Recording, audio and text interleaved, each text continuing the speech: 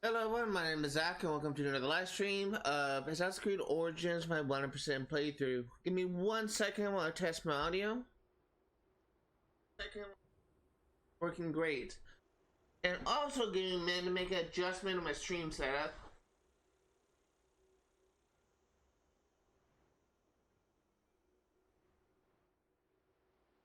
There we go.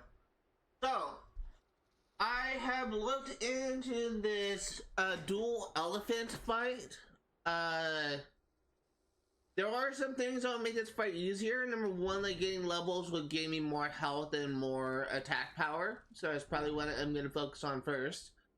The other thing that will help is getting a decently leveled staff, a scepter, will help because the overpower from that already slows down time as you get like a lot of hits in. So I'm going to be trying to keep an eye out for a legendary staff. There is one that I was considering, but requires you to do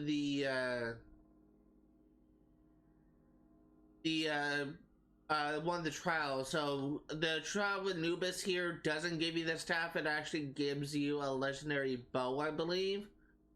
What I'm looking for is called like the trial Rabak or something like that, and that will give you like a legendary staff. Probably not gonna tackle those trials until the end of this playthrough when I have like a decent in-game build. The other thing that I wanted to keep an eye out for was a decent legendary where is it? Legendary light bow. We already have one here. But what I want to see if I can get, I don't know if there is a bow for this. In fact, I actually don't think there is. But I actually do have one here, so that is actually nice to have. But there's one that I was actually considering getting for, that's actually in the loot pool from Redis Quest. That I think gives me lifesteal. I could be wrong, but getting a light bow for the elephant fight is actually like a good idea to do. Because it essentially allows you to kind of get more hits in, like a more faster fire rate. There's gonna be arrows all throughout the thing, so getting more levels, getting a better scepter, getting a better light bow is pretty much what I am on the lookout for. I actually don't really think I need the light bow, to be honest, because I think the one that I have is actually gonna be good enough. But I'm literally keeping an eye out for like a better scepter, and I'm also keeping an eye out for a better for more level, really just keep an eye out for trying to get more levels before I'm ready to like do another go after this another time. That's gonna be true. There's like two other elephants things that we have to fight, maybe 3, and I'm not, if I encounter them again, I'm not gonna tackle them until I feel like I'm adequately prepared for. Right now, let's go to the gladiator arena and we will do our first elite challenge.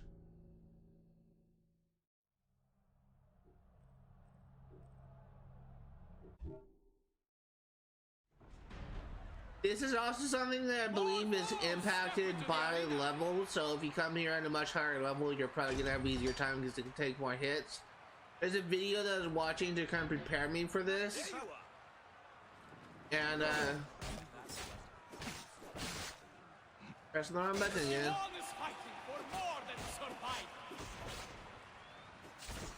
There's a video that I was watching to kind of prepare me for this, and it kind of looked like that this guy was playing at a higher difficulty because it looked like it was taking more hits. Another sacrifice to the greatest spectacle in Egypt. The gods will be happy. More provocateurs. Another gladiator falls.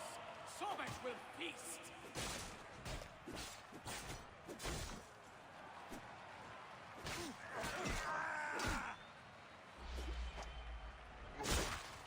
I'll have your guts out!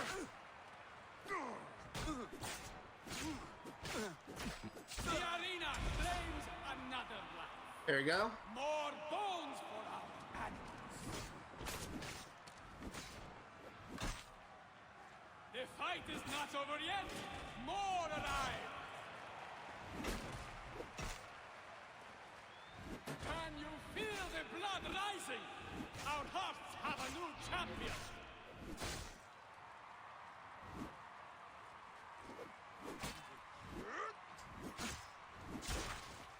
Come on.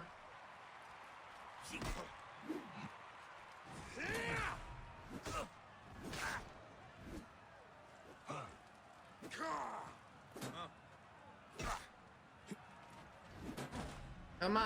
There you go. Got him. To the greatest spectacle in Egypt.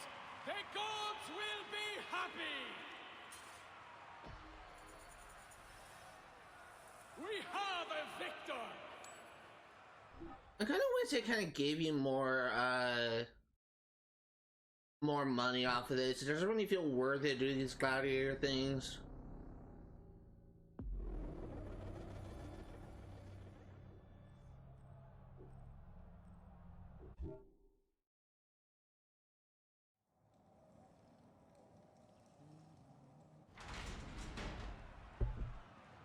More gladiators enter our sandy blood ring. I already forgot how to evade. It's X.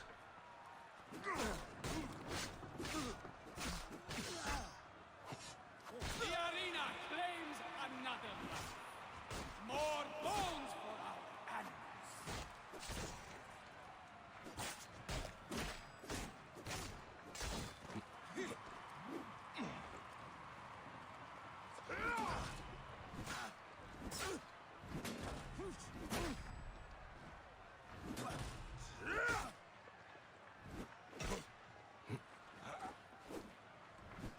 Come on, get back here.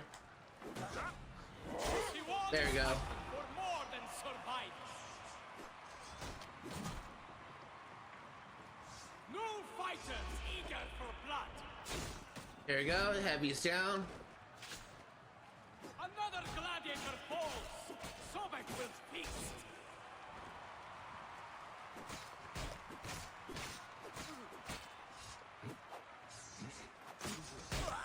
There you go. Ah, Wave fresh 3. blood for the thirsty blade.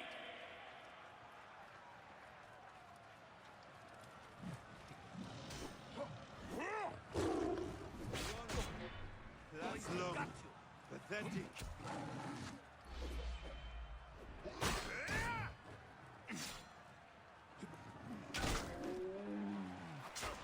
Can you feel the blood Okay. rising?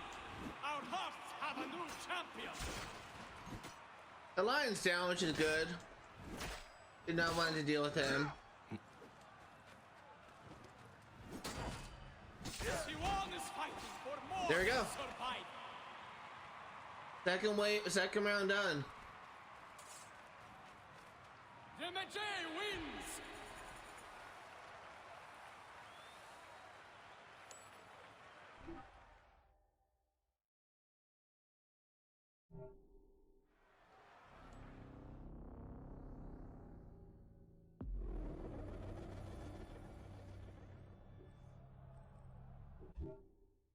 As per usual, we're gonna try and open up with one arena quest at the beginning of each stream until we complete the arena. Comes another wave of combatants.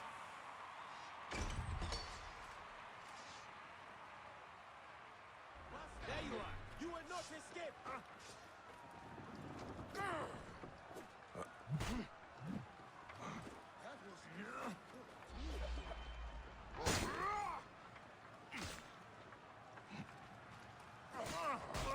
Can you feel the blood rising? Our Nice job, hearts dumbass. have a new You just got killed by the champion. spikes.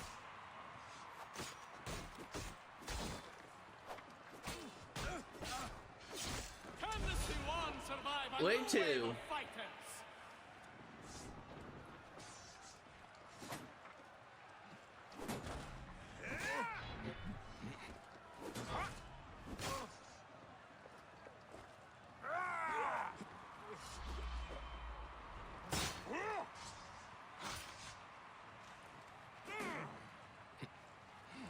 Another There you go. sacrifice to the greatest spectacle in Egypt. The gods will be happy! Way on 3. Praise the gods, I live.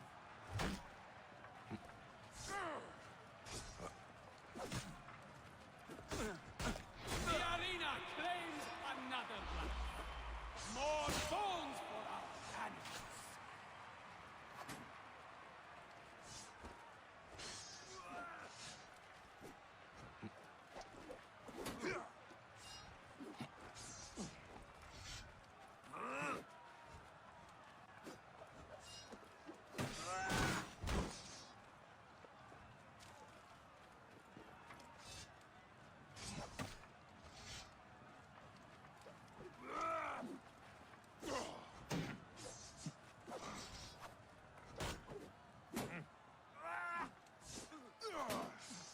Come on. Another gladiator falls. Sobek will feast. Okay, let's run. Regenerate health. Because I can't hit that guy apparently.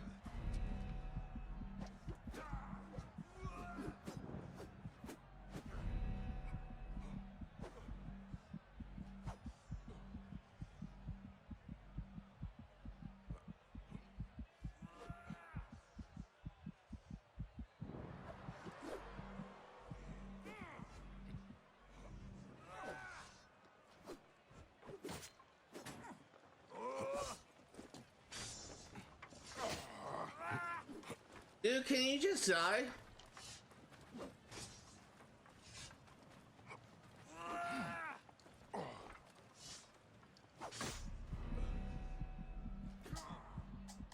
The C1 has Oh, I fucking hate you. Are you serious? After all that and I couldn't get a hit on him? That is fucking stupid. That is fucking stupid. Are you serious? I could not get around his fucking shield and I died to him. That is fucking retarded. I normally don't like to use that word because I was used as a slur used against me because I grew up with autism. But come on, man, that was just ridiculous. After all that. The greatest spectacle in Egypt. The gods will be happy. After all that. More gladiators enter our sandy blood ring. The arena claims another life.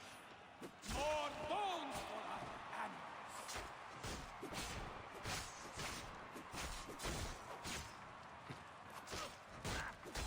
Here comes another wave of combatants.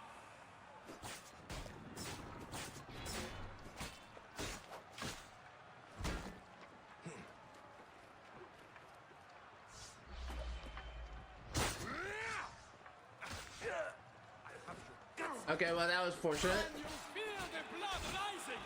Our hearts have a new champion. That was fortunate. That was really fortunate.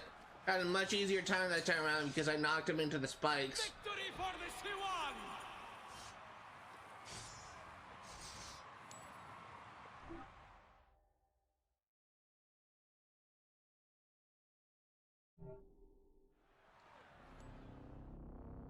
Okay, time for the boss. We're gonna again try and focus on the melee guy first.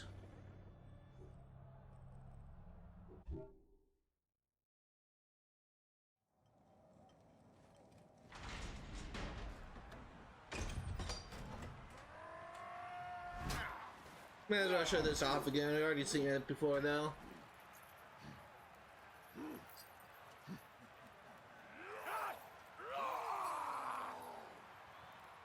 Unlike the first round, we can actually get an overpower on him, which is nice.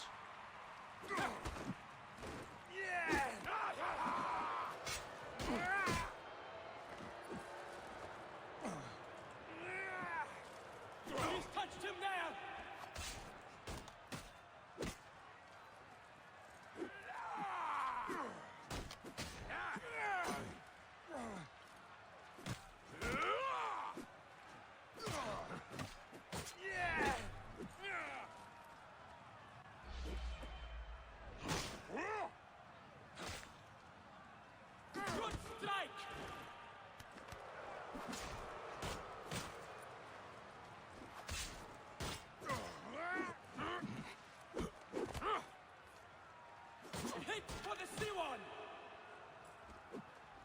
And also, since we executed him that first match, we're gonna be showing mercy after this round.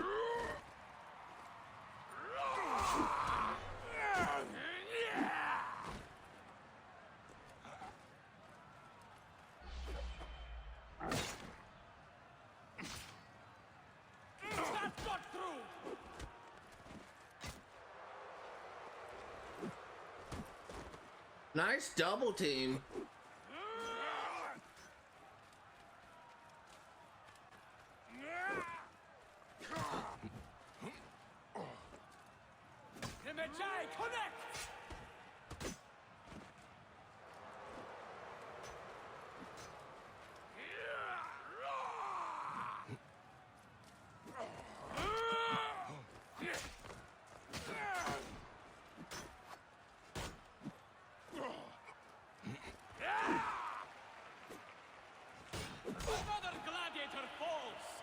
Hey, Vivek.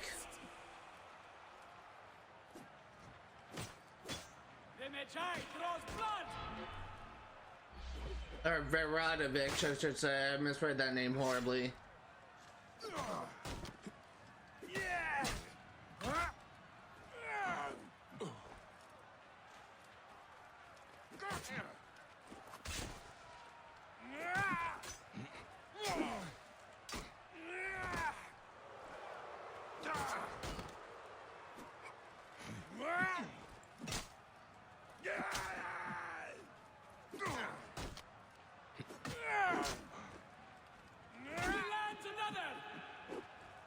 Okay, let's regenerate health if we can, guys. Right on our butt.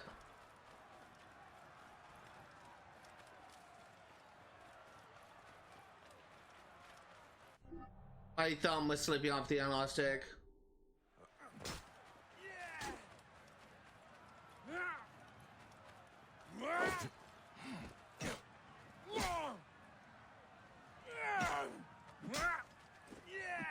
Okay, I have to run again. I'm not risking like dying this far in. I'm just playing it safe.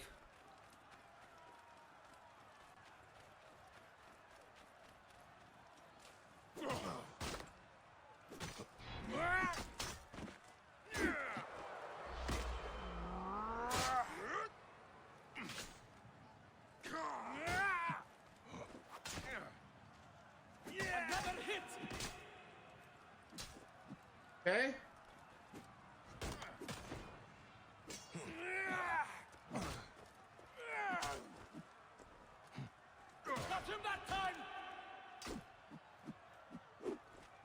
Okay, I need to run again.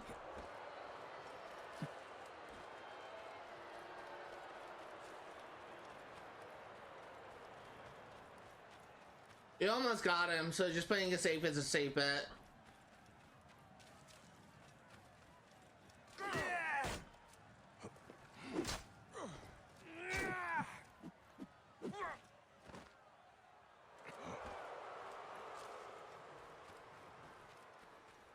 Dude, he is fast. I'm really just playing it safe here. There's no point in I being reckless and getting killed this far in. Scores him.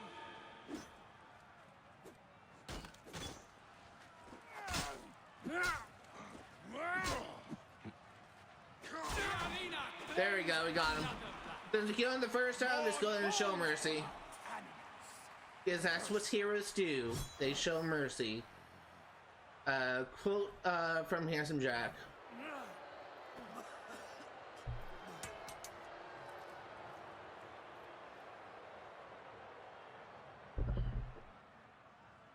The Siwan stands victorious. We get a weapon for this? We do. We get Leviathan Heavy Blade. Nice.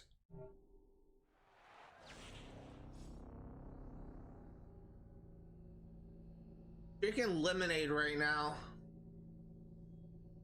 We've been really like thirsty, so.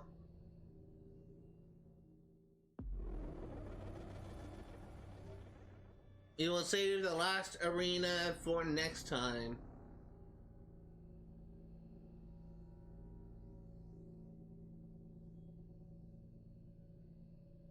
Let's swing by Retta, see if we can do the optional daily quest.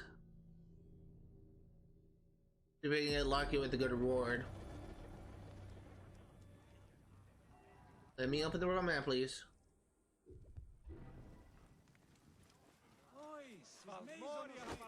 One thing I will say is, there's actually something we kind of want to talk about, actually. I don't know why I phrased it, but it's one thing I will say, because it kind of implies that, I was talking about something about this game. There's something I've been kind of, like, frustrated with. For those curious, this channel is kind of molded after a couple YouTubers I follow. One of them I still hold in high regard, the other one I'm kind of, like, losing interest in. And this particular YouTuber, I'm not gonna name any names because I don't want to like throw shade his way, because he's really a nice guy. He's really just doing what he thinks is best for his channel. But I'm actually going to continue this once we get a quest from Reddit, because he's gonna talk to us. Bandits broke up a convoy and stole some of my goods. If you retrieve them, I will definitely make it worth your while, Magi. Okay, now that's over. Where is this taking place over there? That's actually an area we're going to be going to the stream, so we can actually hold off on that. One thing I will say is we're going to do some exploration though, first. About this YouTuber, he used to be a major 100% completionist. And unfortunately, he kind of like changed directions because it wasn't really like his channel was really kind of suffering in views. Now he primarily goes for the platinum trophy in the games he plays, but he doesn't actually go for 100% completion. And what I liked most about his channel was just how detailed his channel was. And the unfortunate thing was, because he's like not really focused on getting 100% completion unless there's a trophy that requires 100% completion. It's just kind of like losing like a lot of interest to me. I haven't watched his content since he started that thing, and I'm actually a patron on his channel. I subscribe to his channel, and I'm actually getting to the point where I kind of want to unsubscribe from his. Like, undo my subscription to his channel so I no longer have to send money and all this kind of stuff. And it's just pretty much because it's pretty much because I just kind of lost a little bit of interest in him. And it's not really his fault. Like, he was just doing like things that he thought was good for his channel, but it's kind of frustrating. Because I kind of subscribed to him because he was a completionist, and now he's still like going for 100% and trophies. He's not really going for 100% in game statistic unless it's necessary for a trophy. I still like him though. Like, he's a really nice guy. I'm still liking this Discord group, but it's kind of unfortunate.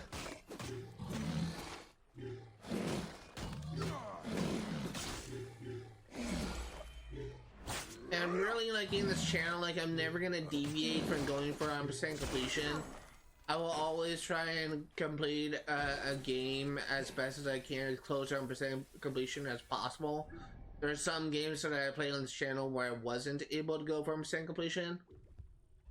But it's just kind of unfortunate. It's someone that it's this channel is kind of modeled after, just kind of will force to change direction to his channel because his channel was getting like throttled by YouTube's algorithm. And honestly, like, while we're kind of bringing that up, YouTube has been undergoing like a lot of shit lately. Its algorithm punishes smaller channels and favors larger channels, and it's just overall like very broken. Like for example, it doesn't always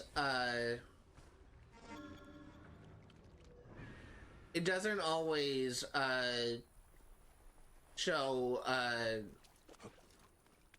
should be cautious around here.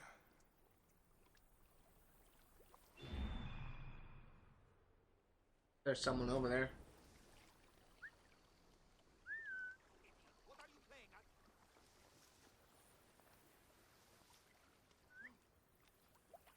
There you go. It doesn't always push like smaller content, which is really unfortunate. So, for example, is my views on my YouTube channel has just kind of been struggling lately because it's gonna see me, isn't he?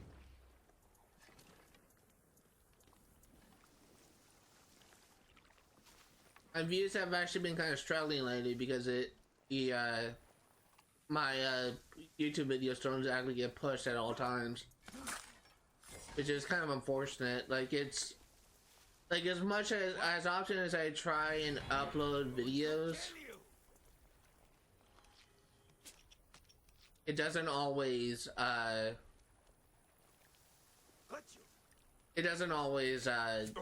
okay, come on. I can hit him! Die, worm!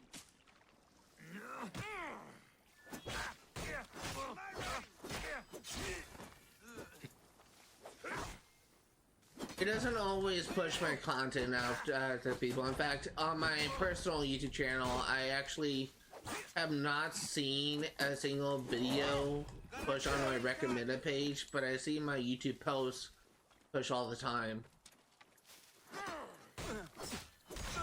It's just kind of unfortunate.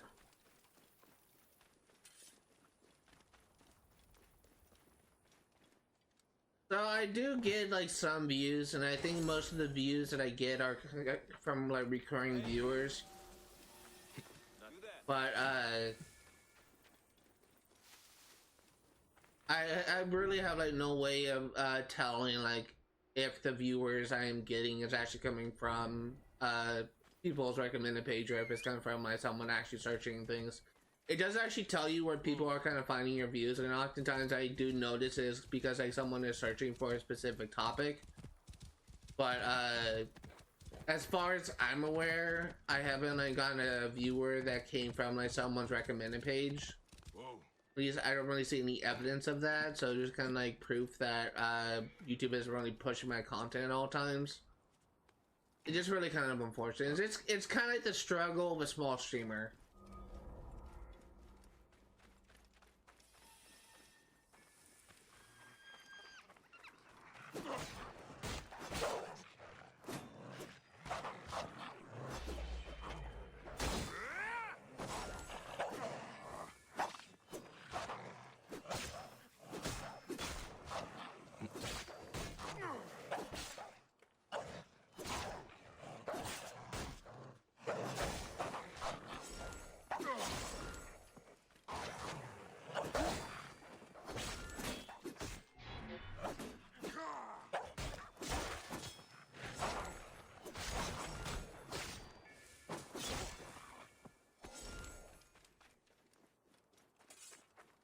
Right now, I'm just basically trying to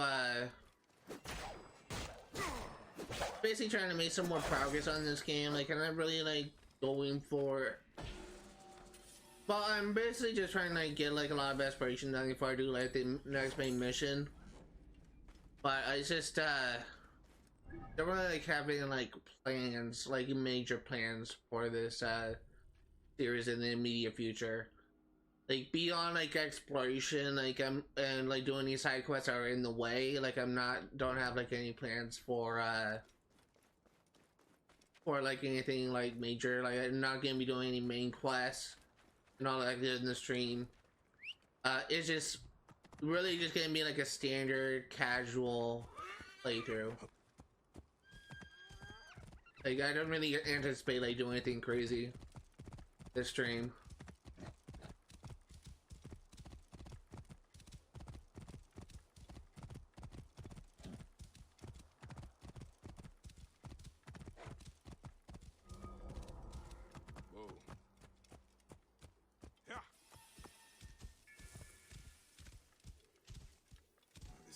is off limits.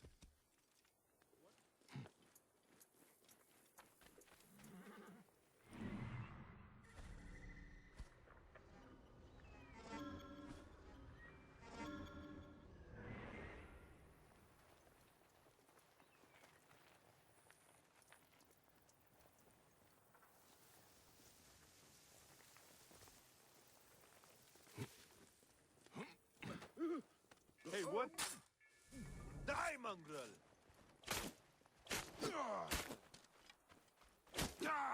Get back here.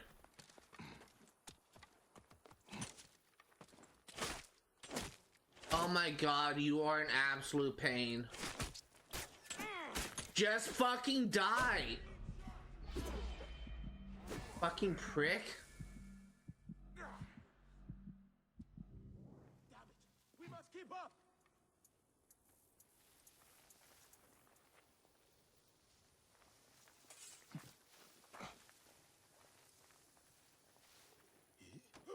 Jesus Christ, man.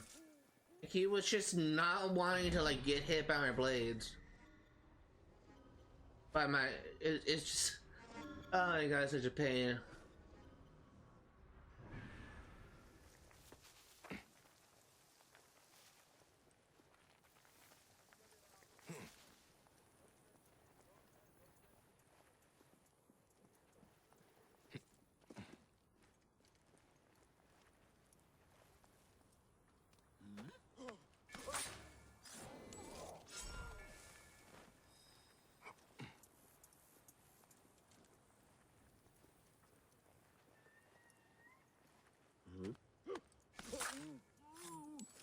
I have no, just want to like make a little bit of a disclaimer if my gameplay seems a bit shoddy. I have not played this game in 2 weeks, so I may be a little bit rusty here. That's why I keep on like kept on forgetting the controls when I was playing this game earlier when I was doing the arena thing, because I haven't played this game in 2 weeks, so I just forgot how to play. Been actually playing a lot of Borderlands 1 lately.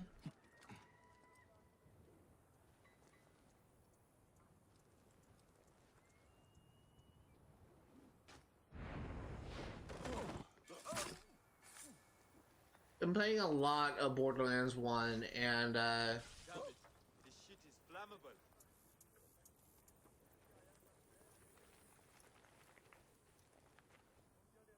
I've been actually kind of started a new playthrough as Brick.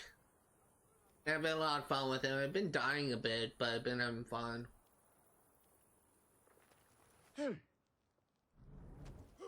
My main problem right now, oh nice, Deathstorm Hunter Bow. My main problem right now is well, before I get into that, What's going on then? my goal with the Borderlands series was to get like an in-game build for all of get an in-game build for all of the Vault Hunters, and I have done how many? 1, 2, 3, 4, 5, 6, 7 of 6, 12, 13, 14, 15, 16, 17. I've done 6 of 20, so I still have like a lot of work to do. Hey, weapons ready. All right. Can't jump the two of us. And having a lot of fun though. Hey! Time to rest in peace, vermin. I think these are bandits. I could be wrong though.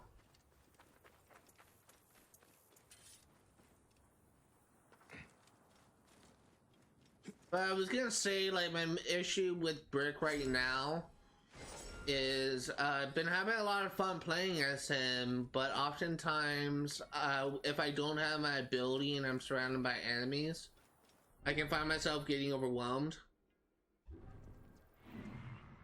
And oftentimes I go down or die because I just can't like kill a specific enemy. Oftentimes like a badass bruiser or something, like a huge hulking mother Fura that I just can't beat.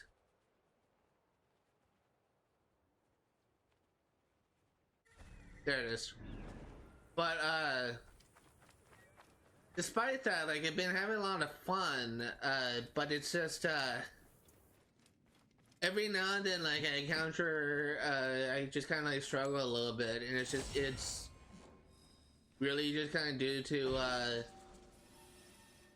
the limitations I kind of set for myself. I like to use specific gear, like a specific loadout, and I don't like to switch weapons that I feel wouldn't really fit for my playstyle. Like for an example is for Brick, I primarily use a shotgun, and I have a rocket launcher, a revolver, and an SMG. I feel like those are kind of the best weapons to use for Brick. That kind of like fits his character. For Lilith, another character that I got to in-game build, character I actually got the in-game build relatively recently. I've been using more elemental SMGs, like the Hellfire and other elemental weapons. So I just pretty much use weapons that I kind of feel fits the character lore-wise. But it's just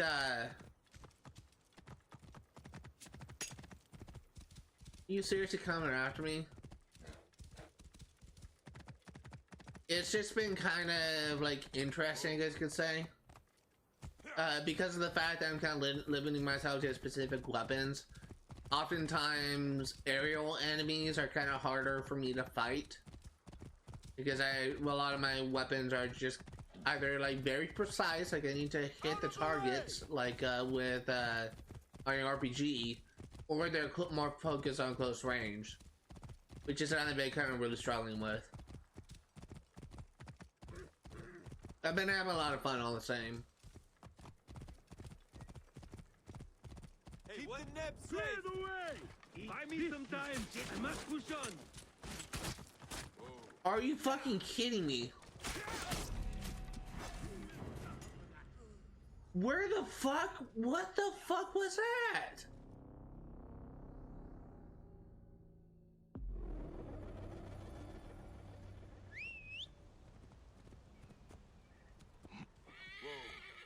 Fuck this.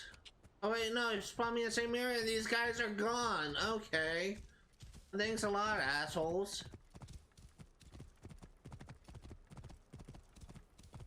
Got fucking shredded. Oh no, fuck you. Fuck you, fuck you, fuck you, fuck you. Not dealing with you.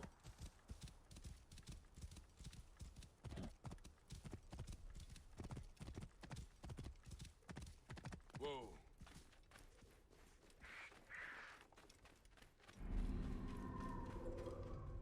Oh, this is a tomb. What's a tomb of the cynic? Oh, I thought this was a what is it called? Stone circle. Hold on.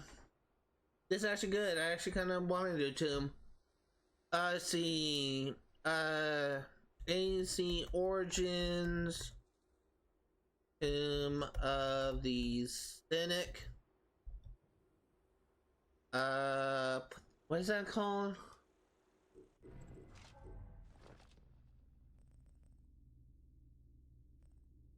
Silica.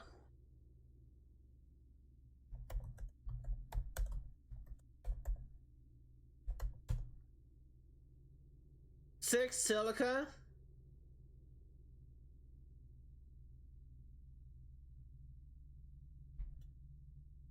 Six silica found here according to Google. Is there an ancient mechanism?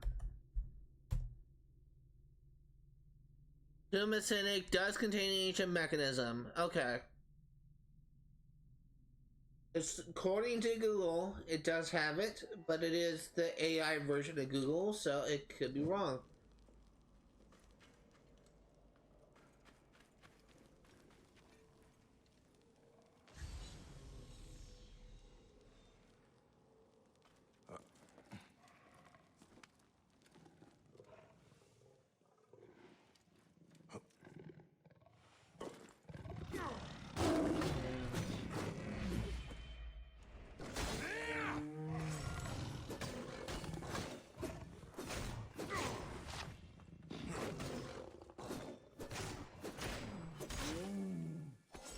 Let's see what this note says.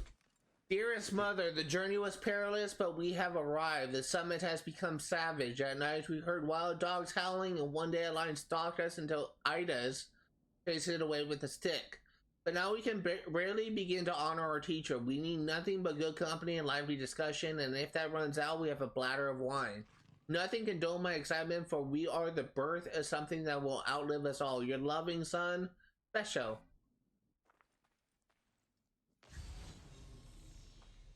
To look around.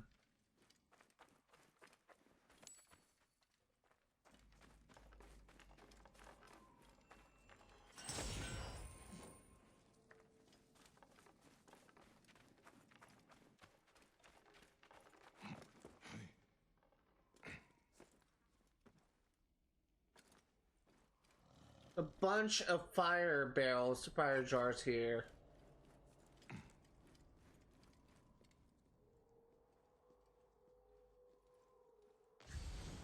Is he silica? Yeah, that is silica. Our first one.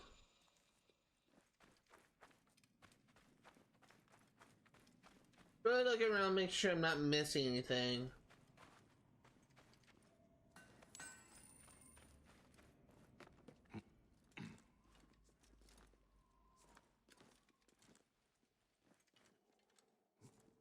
Also making sure I check the high ground, because I feel like if I'm missing anything, it'll be up above, like these little cliffs here. So I don't think they'll have two silica in the same area, so I think we're good to move on.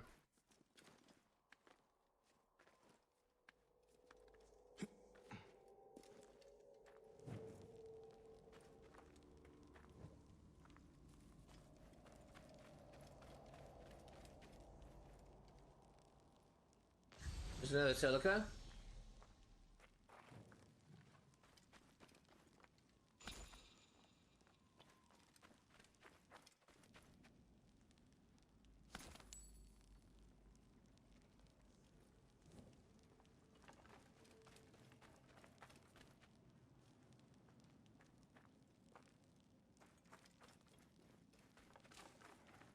Hold on, I'm gonna go back.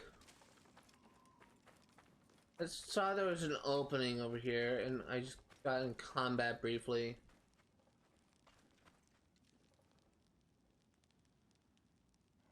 Like we come around from the other side.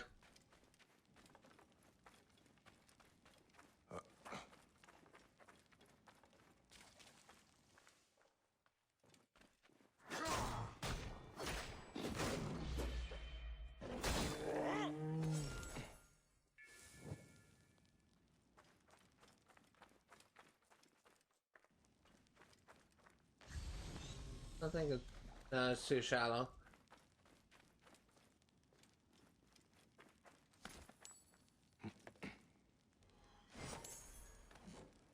I need to find a shop at some point and sell all my junk.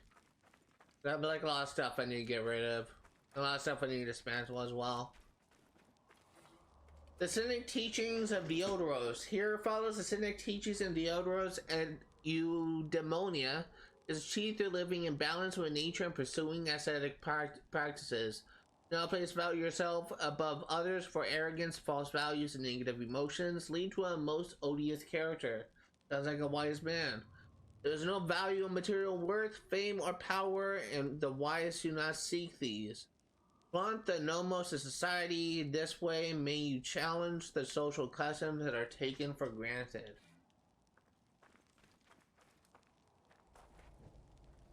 Interesting philosophy. I agree with a lot of what he said. Sounded very wise advice to me.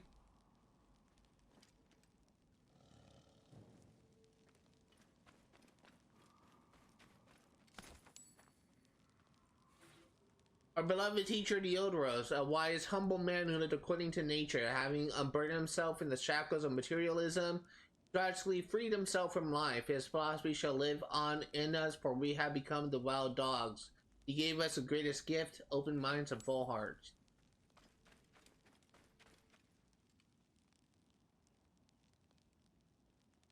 Ancient writing from the Old Kingdom.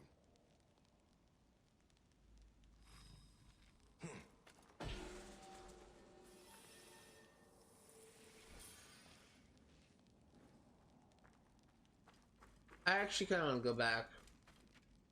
I feel like I didn't like explore this room quickly enough, and I only found. Did I only find one? I found two. Supposed to be 6 here, and it looks like we got to the end of the thing. Need more silica. It's just further ahead, but it said there was 6 here. It says there's an ancient mechanism here. As Google was wrong. Could very well be possible.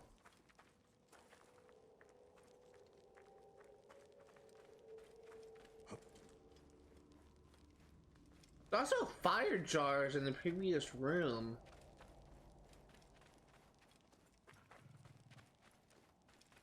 What were those for?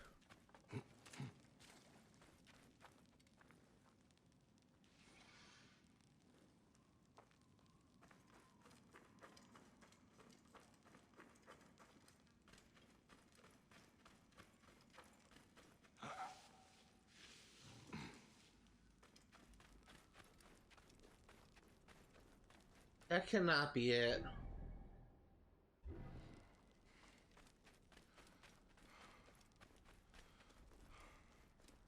That cannot be it. There's gotta be more here.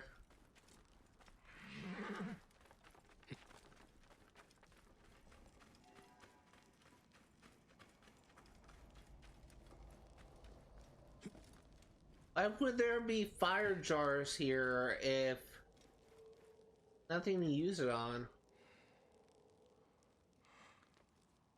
Look around.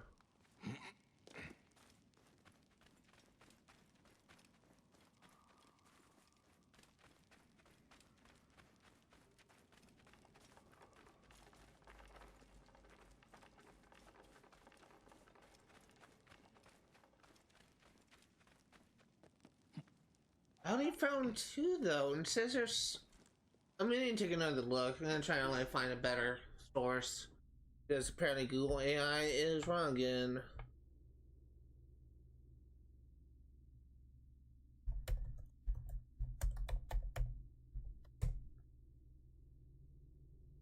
Okay, fucking AI. First you say 6 and now you say there's 10. 2 silica, 2 treasures. Thank you, BG247. Fuck Google AI. 90% of the time, 99% of the time it's apparently wrong. Okay, so this is fully explored. Fucking stupid. You think there was 6 here in this small ass tomb? I'm disappointed. I thought this tomb would kind of be more in depth.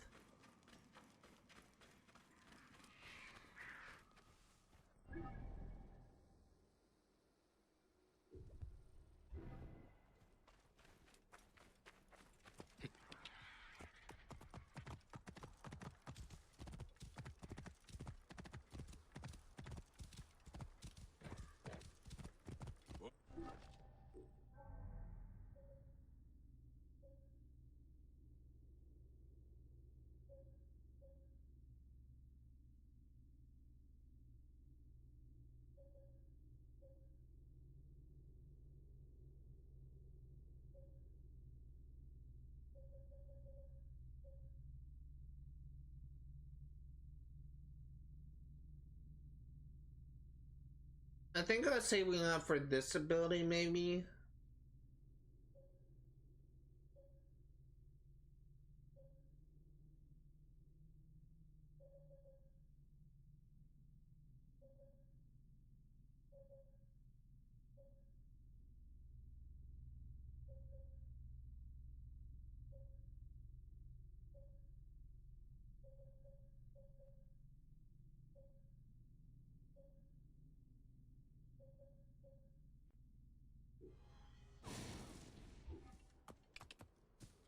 That'll be helpful for the elephants.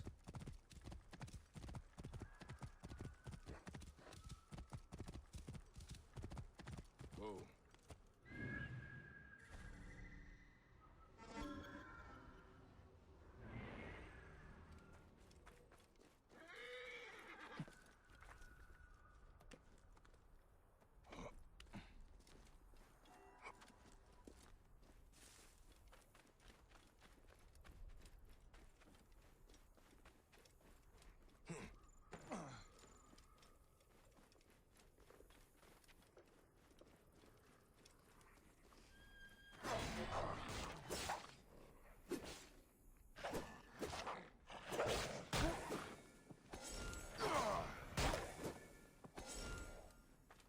Get back here. You're not escaping my wrath.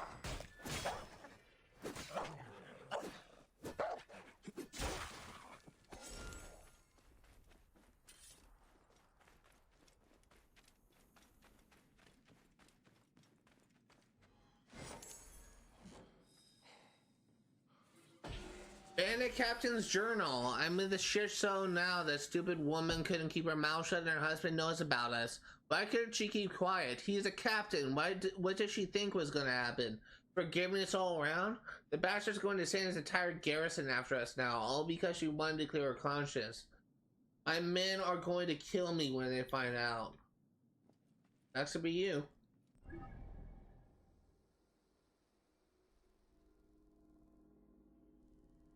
Can't do the time, don't do the crime.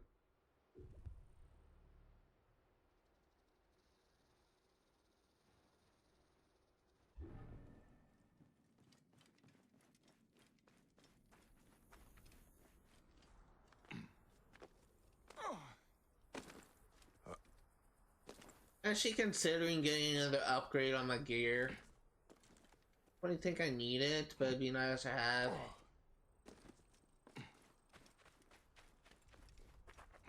I think there's only like a couple targets left in this game, so may as well like level it up. I'll probably do it after you complete this next area.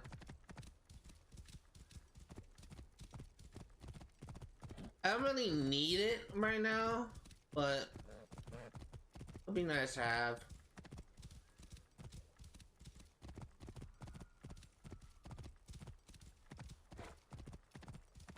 Whoa.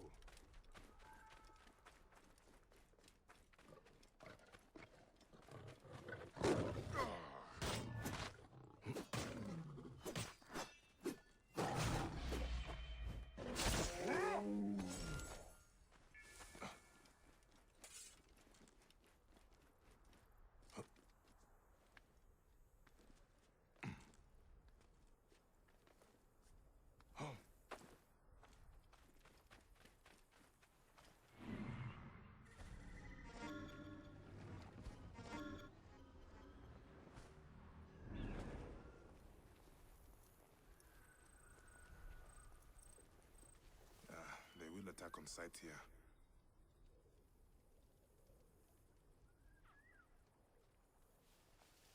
Hey!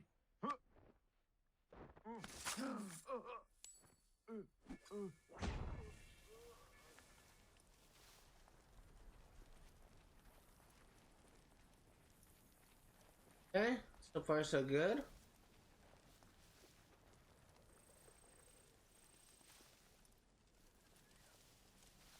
What?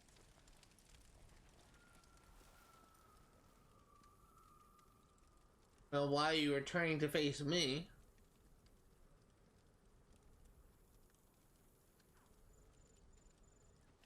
Hey, what?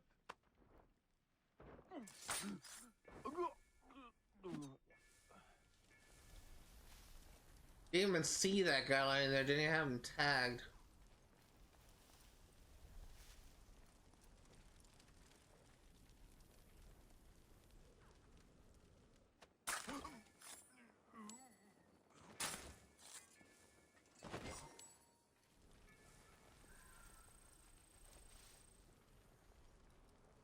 Hey!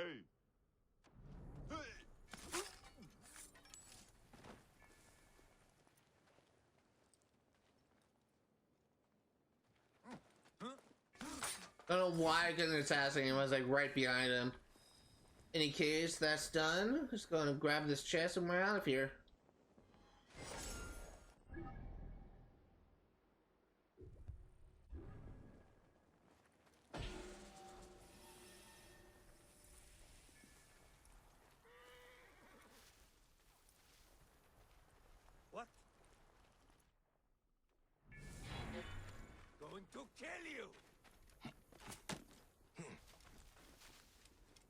Already got what we needed, so we don't need to stick around.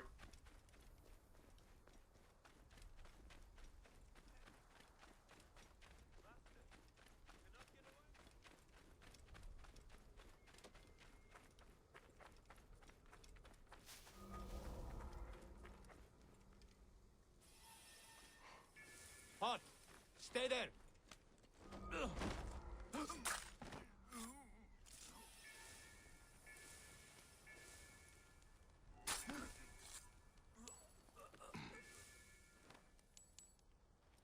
I'll loot it. Okay, that's done. Let's do the hippopotamus there now.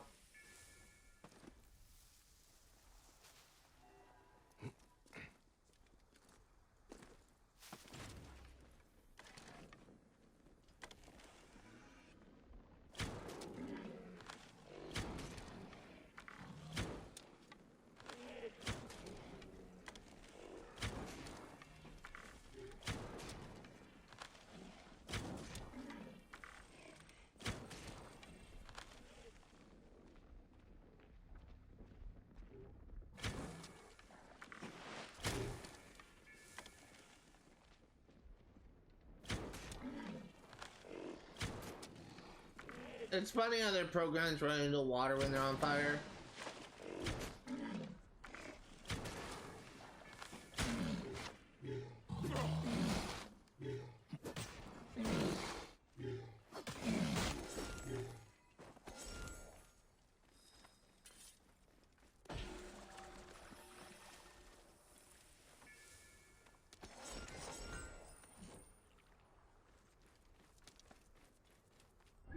Okay, son, this entire area apart from the elephants are cleared out. Let's actually go back here and we'll do the side quest.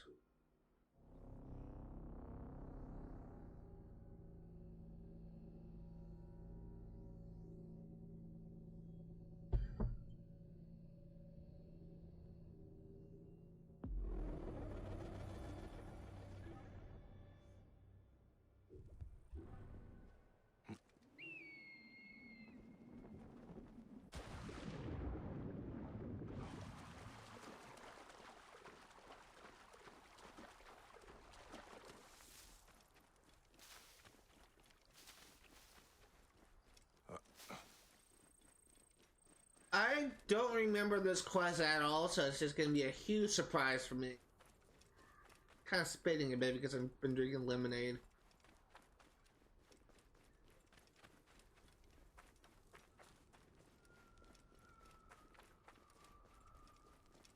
The bond. Why are you hiding amongst these ruins? A Magi. The gods show mercy at last. My name is Rai, and this is what's left of my family. Bandits chased us from our farms. We have nowhere else to go. We have nothing of value, yet they've pursued us for days across this wasteland. I've seen many bandits.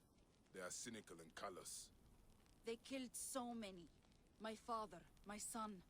Those here are all who remain of our village. The bandits will come again to finish us. Stand with us, Magi. Help us get vengeance at least. Vengeance is my creed. I will help you. Tell me your plan. There is a cliff not far from here. From there we'll be able to see the whole area and plan our defense. Let's go. This wasteland is perilous. If it's not bandits, it's hyenas or some other beast. Thank Ra, my father taught me how to use a bow. That is a nice weapon. It has an unusual make. When my father gave it to me, it was taller than me by 3 hands. Boys teased me without mercy. Now it's a sadness to me. It only reminds me of him. Hey, I'm assuming this... You fucking suck.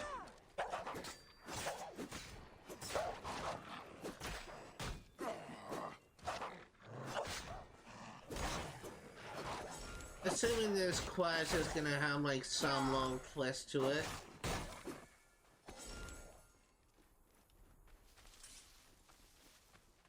I think the hyena has interrupted our conversation. I don't know if she's gonna continue. Hey, nice graffiti. Did you see that? Near the entrance. There are markings on the wall. I saw. There is a symbol of Horus, but it is changed slightly. They look ancient. What is this place? You are fast along the rocks, Rai. I know these caverns. They are a natural temple. What is that necklace you wear? An old eagle skull. I hope it brings us luck. I didn't even know this route was here. I just climbed the building to reach the viewpoint. The building, the cliff. Building. Gods, it's beautiful. Oh, this isn't even the I could viewpoint. stay here for hours. Oh.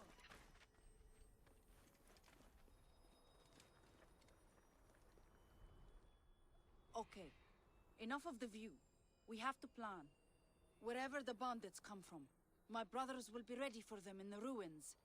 I'll stay up here and keep watch. When they show, I'll give a signal. Then I'll attack from behind. I mean no disrespect, Rai, but you are not soldiers. These bandits are killers. Your farmer friends may not walk away from this fight. I know, Bayek. I'm scared out of my mind. If your family died in your arms, you would understand. I cannot walk away now. Believe me, I do understand. And I will fight with you. For now, I will head back to the others. You should hurry. It's a long way back down the mountain. Oh, I thought I was gonna kill myself. I was wondering why isn't Bayek doing a leap of faith? I was so worried I just killed myself. Oh my god.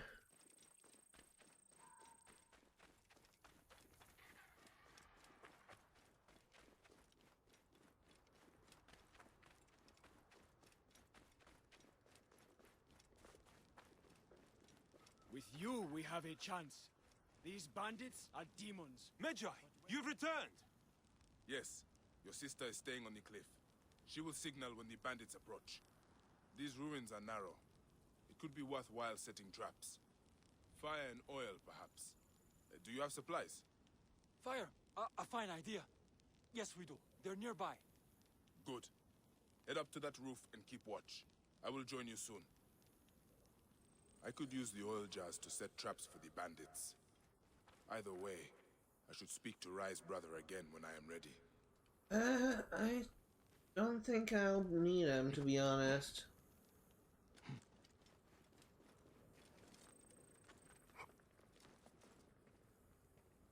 I am ready. Then we wait and pray.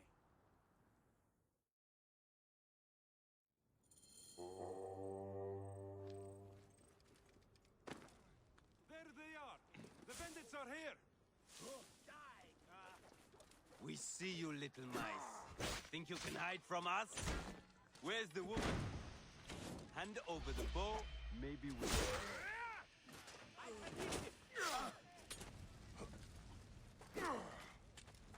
Get back here.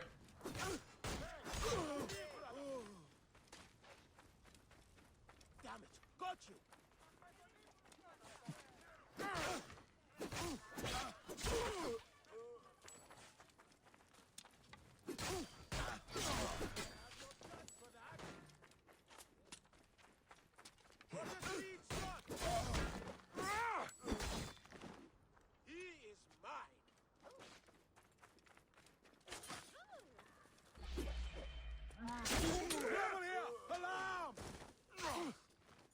There you go.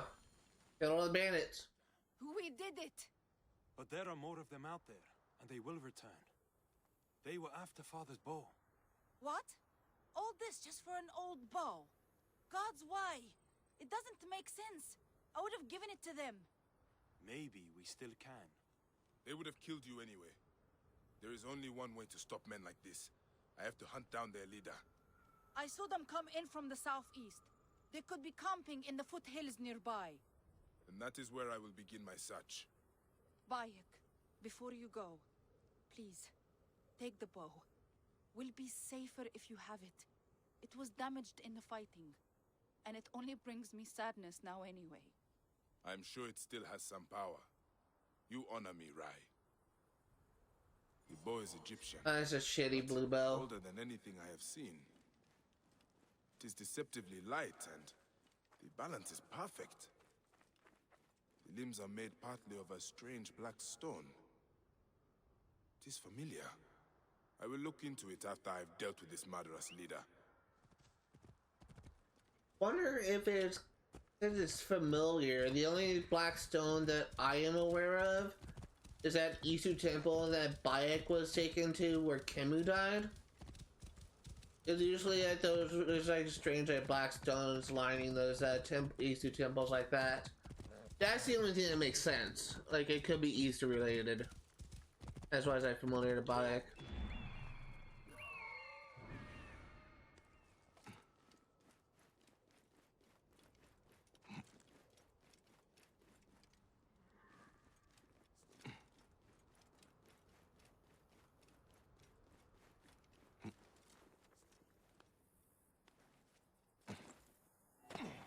The others should have been back by now. They couldn't have lost a fight.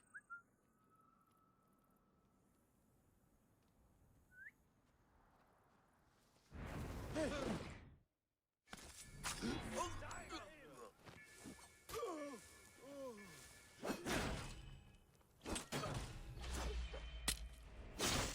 have your guts out!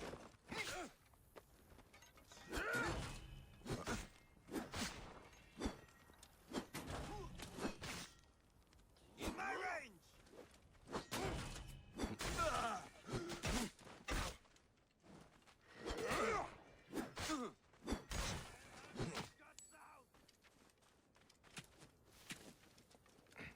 Get back here. You're not getting away.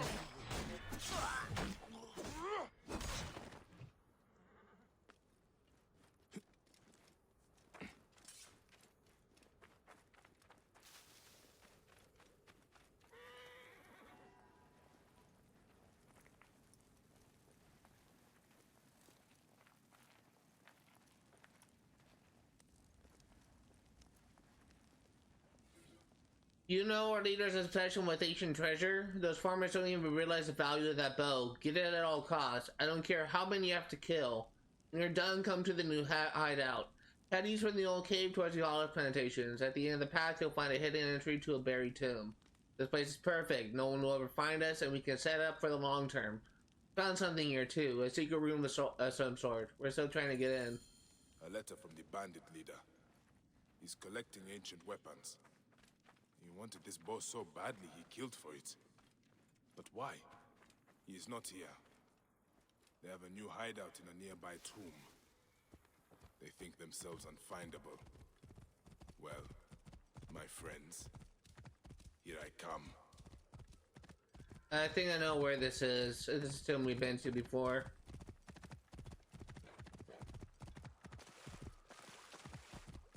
Whoa.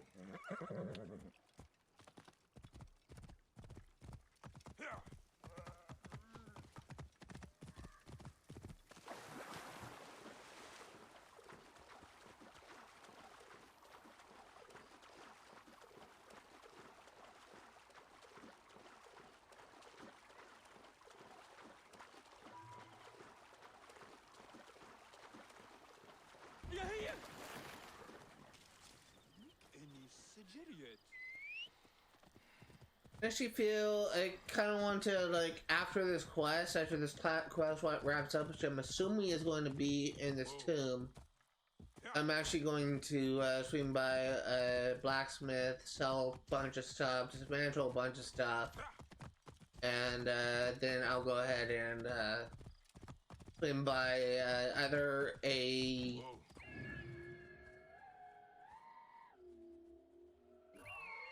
Either gonna swing by a tailor, a stables, or both. I decided. I think I may save up and see if I can get that $9,000, 9,000 gold. What's it called? I think I may save up for a 9,000 gold chariot, the royal chariot that's on the shop a while ago. Need that 9,000 gold for that though. This must be the place. The bandit leader is in this tomb. Gods. This is ancient. There is something unusual about the stonework. The markings are similar to those on Rye's bow. Black stone. Great godly rock. I knew there was ancient treasure in these mountains.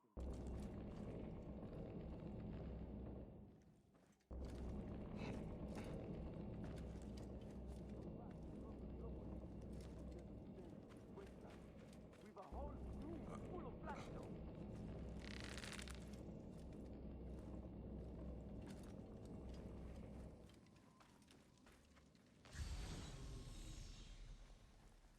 This place is heavily guarded. Hey, what?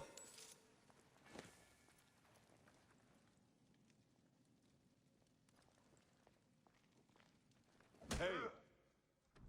Going to kill you! There you are!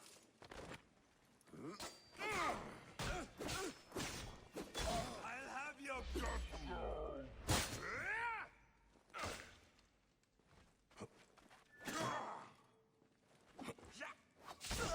There you go, got him.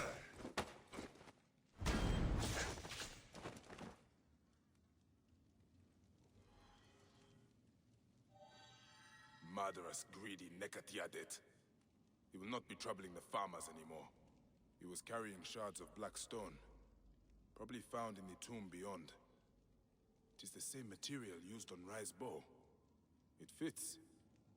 Should do the trick. Now it is a fine weapon.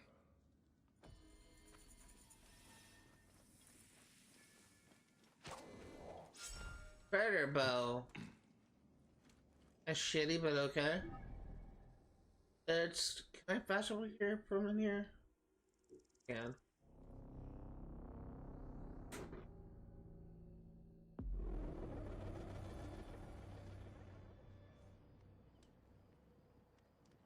Go to the blacksmith first, but before I do that, dismantle our blues.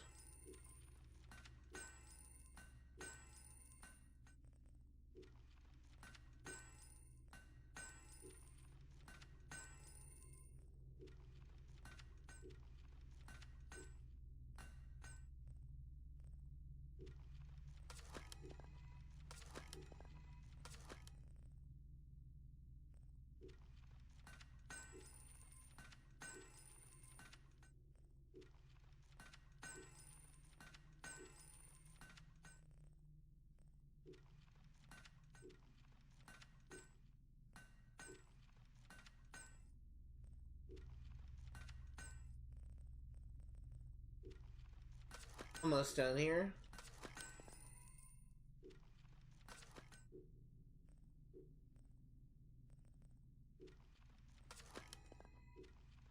Got 2 Deathstorm Bows. I'll sell my duplicate. That'll give me a lot of money. I got a need. When did I get this? Actually a nice bow. Leading on hit, extra arrow. Just got that recently because I don't even remember that. I was checking my gear before I started the stream because I was actually debating whether or not to try the war elephants with the gear I had, but I want to get like a better light bow. And the other one I saw was his level 20, so I don't think I had that level 38 in my inventory. Wonder when I got that. I didn't even notice it. That's when I picked it up. No, it wasn't from the arena because I got a heavy blade weapon for that, which I'm actually gonna equip after I dismantle all this stuff. I actually don't know.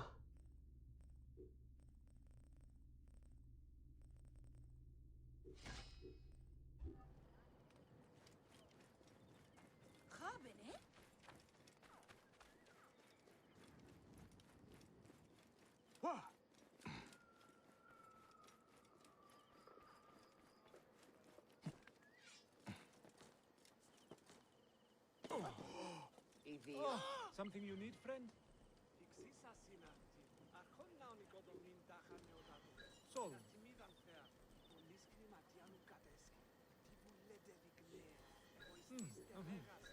Τον γάρπε δάτε πάνι πάταξον.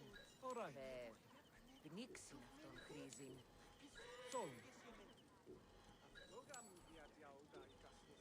Suchaye, nemini horem heb. Daya het genoeg bededuk ani chayet. All right. I have more than enough. I just kind of hope the stables has what I'm looking for. So, all right. Senabeb septeni, diu chepesh. Oh, I forgot the just go and sell my purple shields. I forgot about the shields.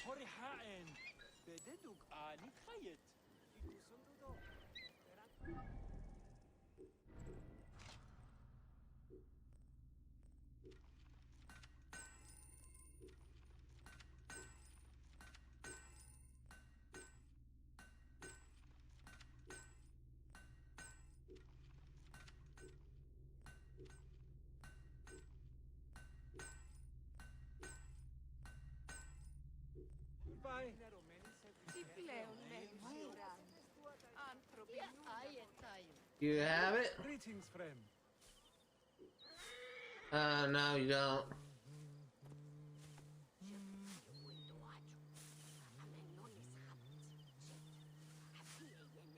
I do the math here. 3,000 will bring it down to 9,000.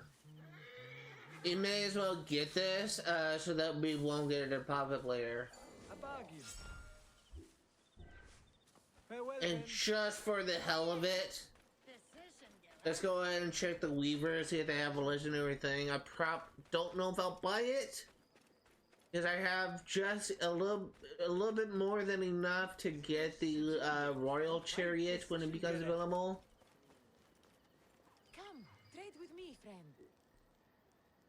It just has the blue outfits. I think it may have like every single legendary outfit in the game. We can get up until this point by the vendor. I'll get the Egyptian Wahid. Good.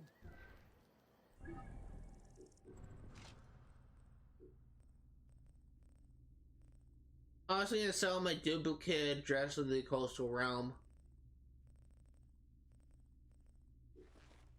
Always a pleasure. See something you like? I don't think I can. Oh, yes I can. Here we go. Η πόναξ έθραψε την άγγι αλεύρου. Και να χρειονίζειν. And now we're back to 12,000. Bye for now. Okay, so that's done. Let's go. I'm getting two things here. What's this? Trial of Sobek. Okay, and the other one is a Trial of Anubis. And we'll save that for later.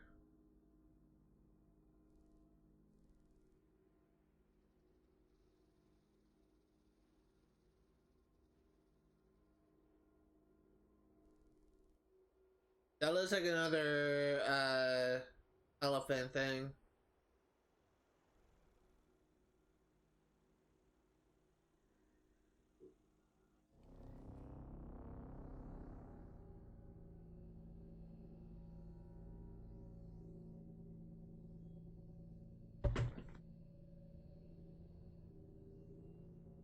Yeah, we're saving the elephants for much later on. They're a little bit higher level and more health, and we have better gear. I'm not ready for elephant yet, so if this is in fact an elephant thing, it looks like it is.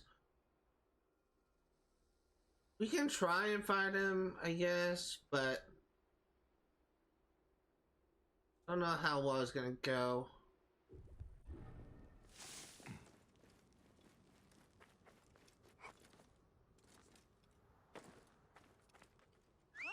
I can hear my dad getting into like an argument. He's been getting into arguments more and more with my grandpa. They kind of have like a difference in political opinions. I kind of remember the days when if you voted for one candidate over another, like you wouldn't like get into like a massive shouting match with your neighbor over who you voted for. But America is just so divided right now. like if you're not supporting our current president, you're pretty much like treated like the enemy by his party. Is essentially what's happening, and my grandpa, the only one in our household that supports the current president, he watches Fox News religiously. Whoa. And he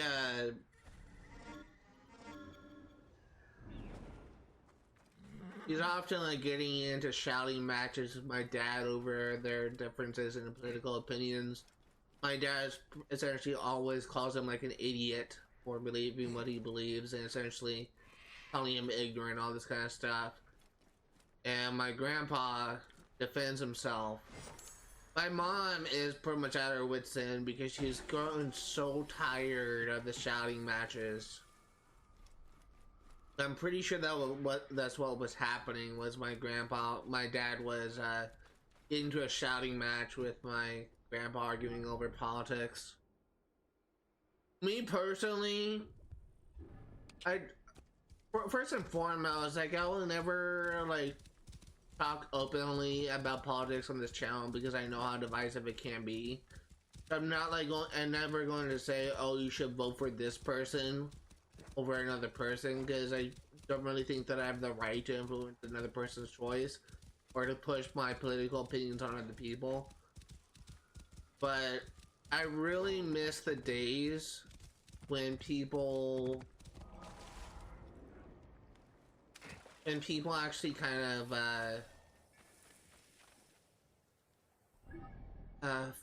fuck. I kind of miss the days when people actually kind of treat others, I guess, with a little bit of respect over their political beliefs.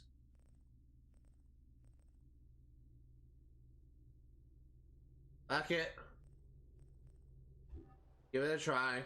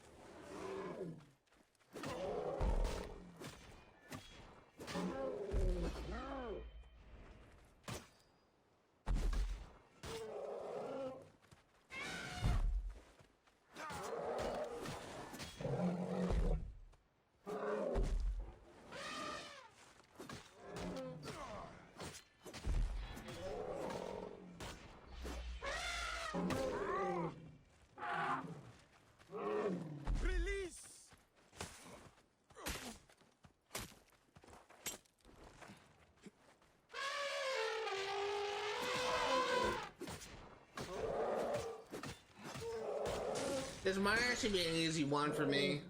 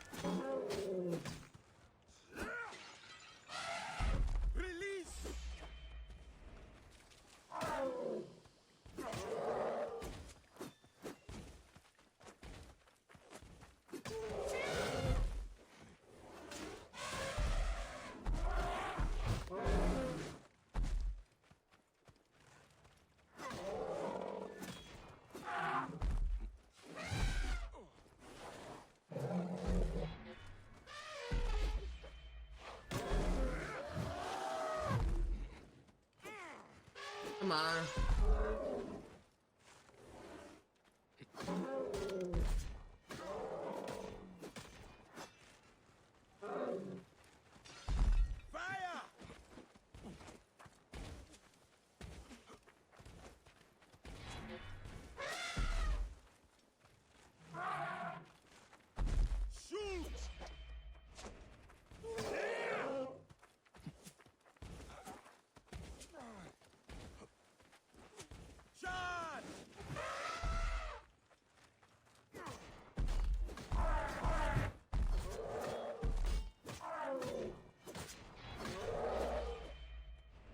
think we got this.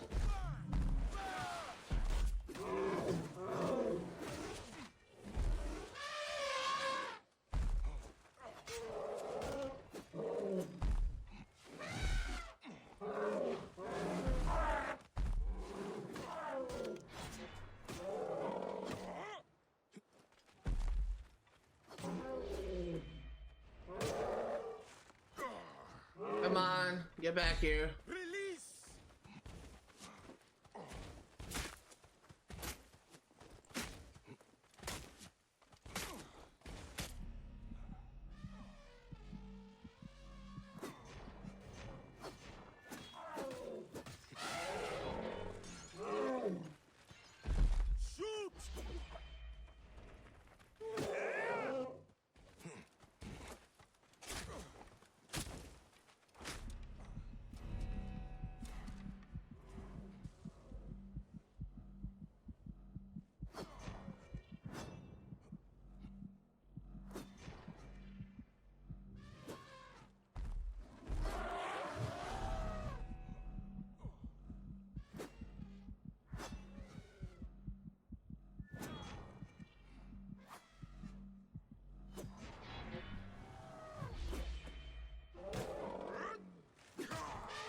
Come on.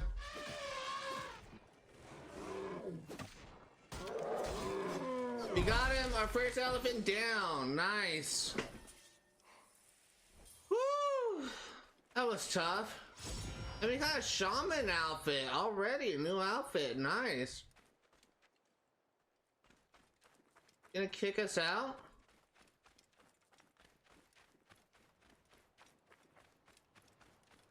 How do we leave this place? I don't see. Where did I come in at? Here?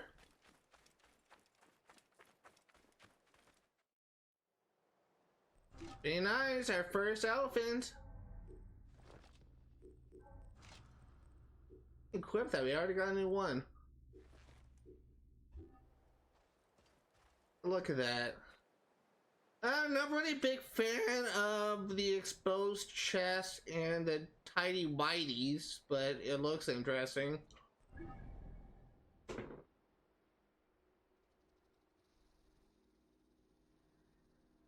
That's interesting.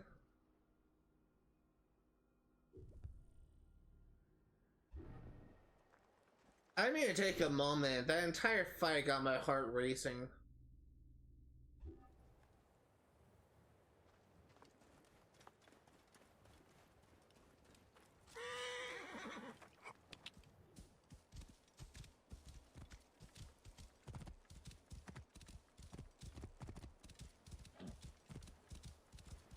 And actually, as like for our first elephant defeated, that wasn't that bad, to be honest.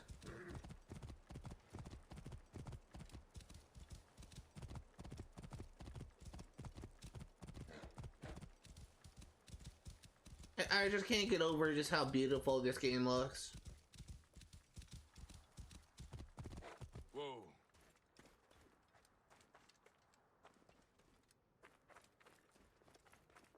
This game is just stunning sometimes. I remember like a lot of criticism that people had it that when this game first came out, when it was announced, it's just how boring the game would look, how bland the game would look, and people were just kind of imagining it would all be desert. But Ubisoft did a good job with the road design. They usually do a decent job in creating open world games. They kind of suck at giving it content. Like, Ubisoft is kind of memed upon by essentially doing what what this game does, where they have a massive checklist of things to do in the game, all these different types of locations to complete. Thank you for the follow, Morgan Ember. Really do appreciate it. Every little bit of support means a lot to me.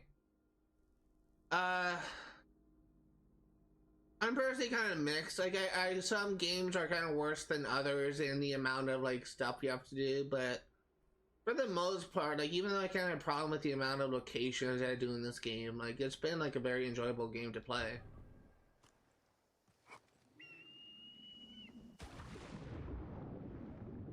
Hey, been seeing you play Sims 3 Pets on Xbox?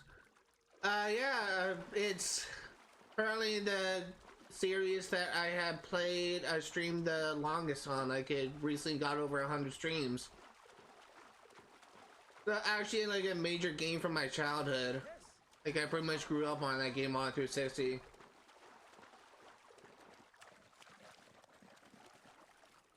And I'm nearing the end. Do you own Sims 3 for PC? I own Sims 4 for PC, but I don't own Sims 3. And I mainly just downloaded Sims 4 for PC because I wanted to see if I'll have more fun with it, playing with mods. But I didn't, and I kind of messed up my save file doing so, so I haven't played Sims 4 in ages.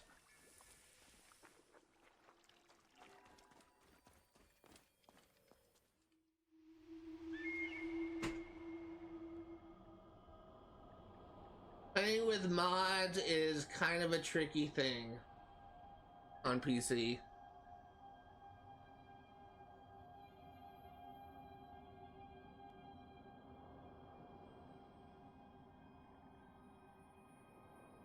I think I found it.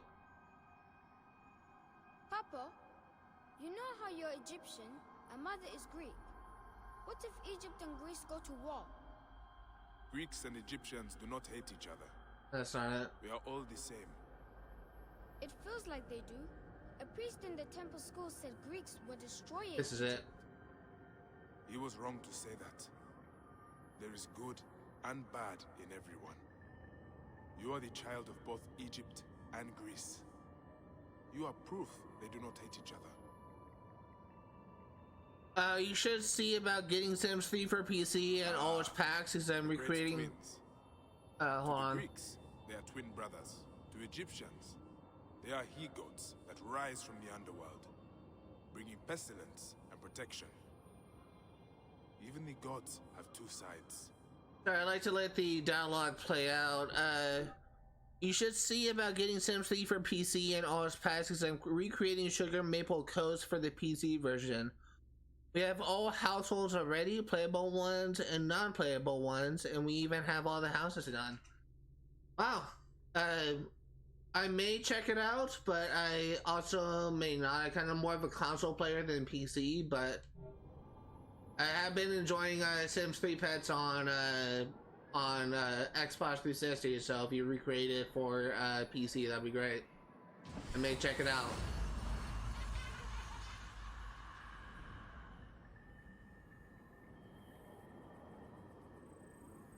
Yeah, it's just I may eventually cover Sims 4 on this channel, but it's just like I was very disappointed with Sims 4 when it first came out, and unfortunately EA kind of sees that game as its cash cow, and they have no plans about making Sims 5, at least at this point in time.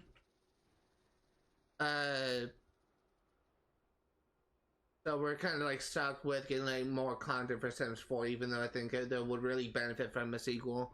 Would you like a Tumblr link to follow on progress? I don't have Tumblr, so I don't know if I'll be able to make use of that without creating an account. So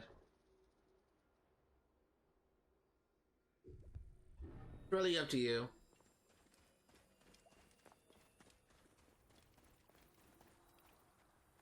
I do have Discord. My Discord account is the same. My Discord username is the same as my Twitch username, zboy896, and it has the same profile picture as well. Can I send a link to my project server? Sure.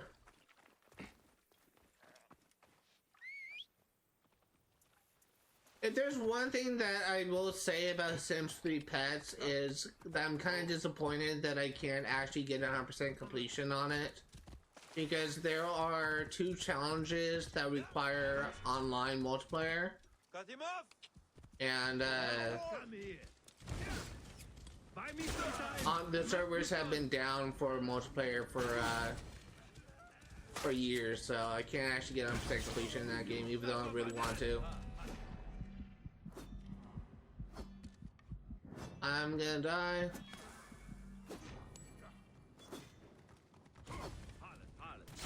There we go. 1 second.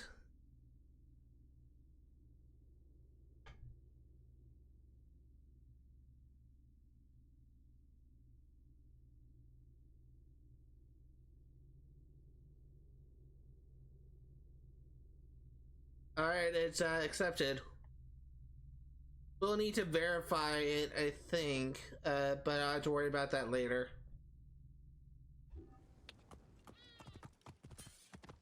I can completely turn around. I'm going over there. Whoa. There's the faster way.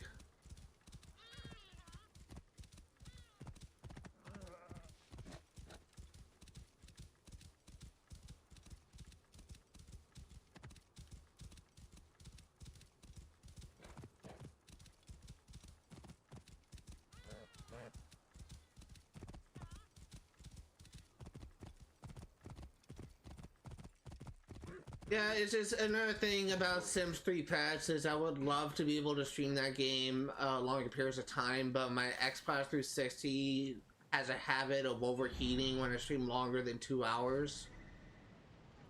So it's just been like very slow to make progress, but I've been really enjoying it so far.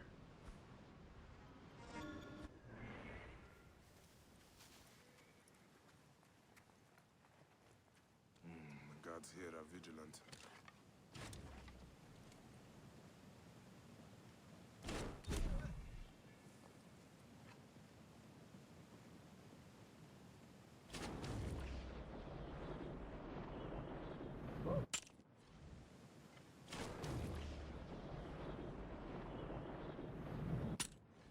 Hey.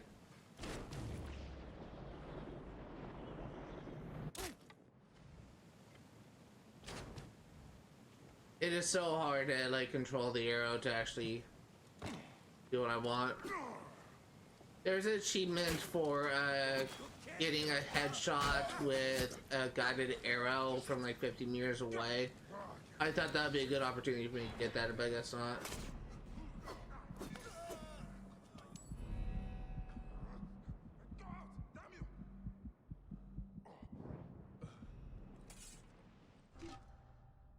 I hope to see you there. We have lots of members, so you might be able to make some friends there if you want. The more support, the better. Alright, well, I'll go ahead. Oh, God. I want to do this stealthily. I'll go ahead and verify my account after this stream. And, go ahead and, like, say hello.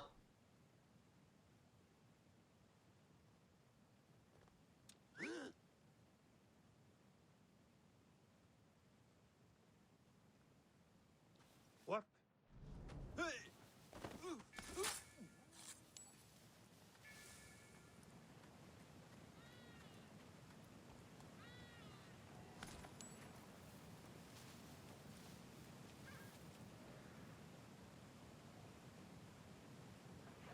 What is going on here?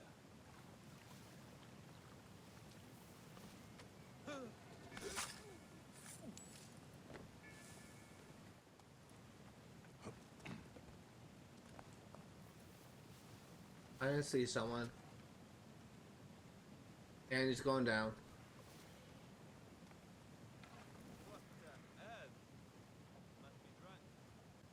I don't know why, but my worst enemy in this game seems to be guys on watchtowers. Every single time I always end up getting caught by them.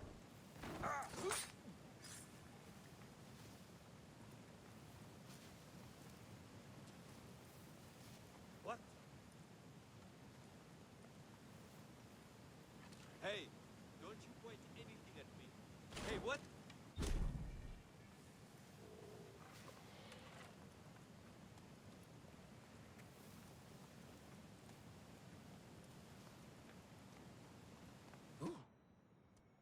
There you go. Oh, just need to loot up and this location is complete.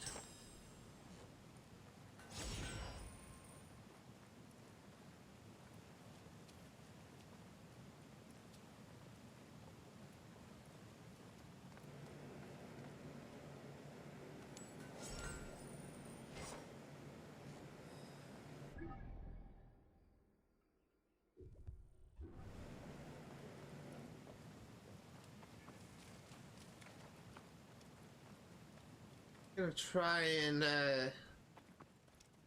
do this area without being detected. Don't want to get another fight.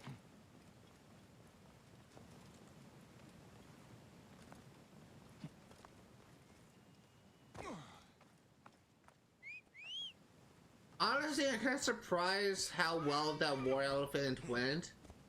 Like, I got pretty close to dying a few times, but I honestly kind of expected it to go worse.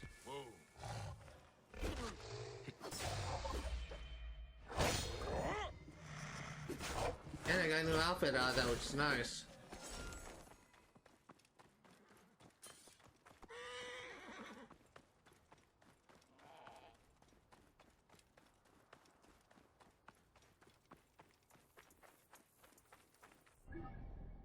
Okay, so it's just a treasure that we need.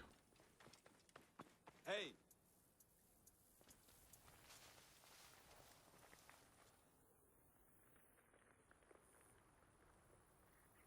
Look sharp. Hey, what? I'll kill you!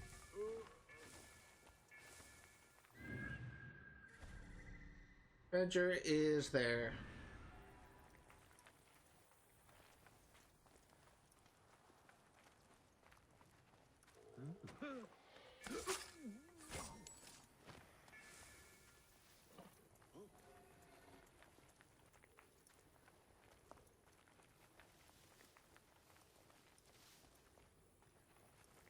What? There we go.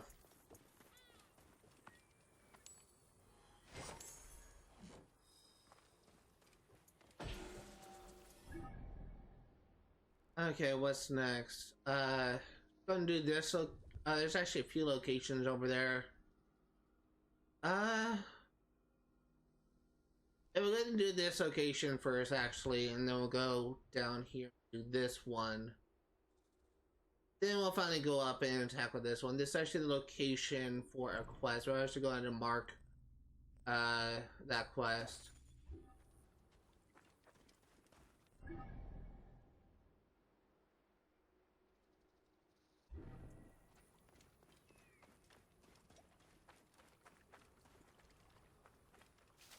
It is so. Sometimes it's kind of difficult to get my bearings and try to figure out where things are. But I just kind of get turned around so easily.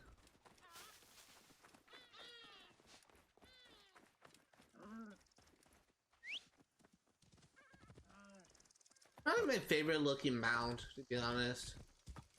I like the black horse.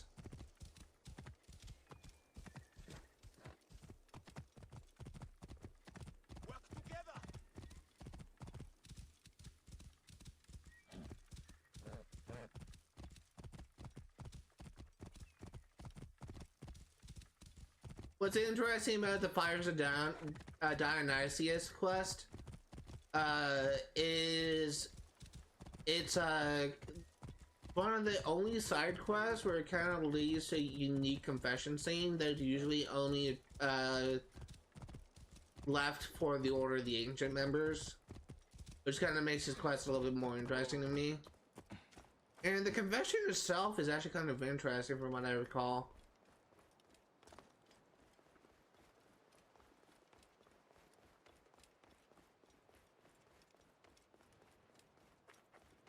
Sandstorm coming. Honestly, I kind of want to do another tomb. But we won't be able to do a tomb for some time.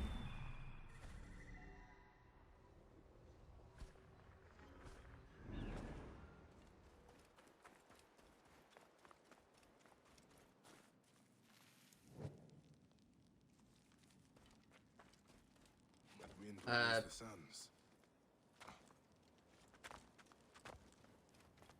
It's down here.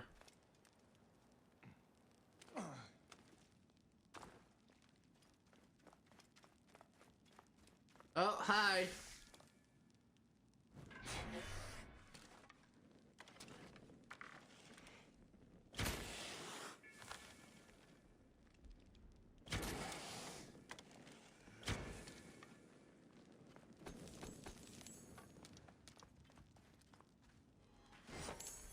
There we go, that's done.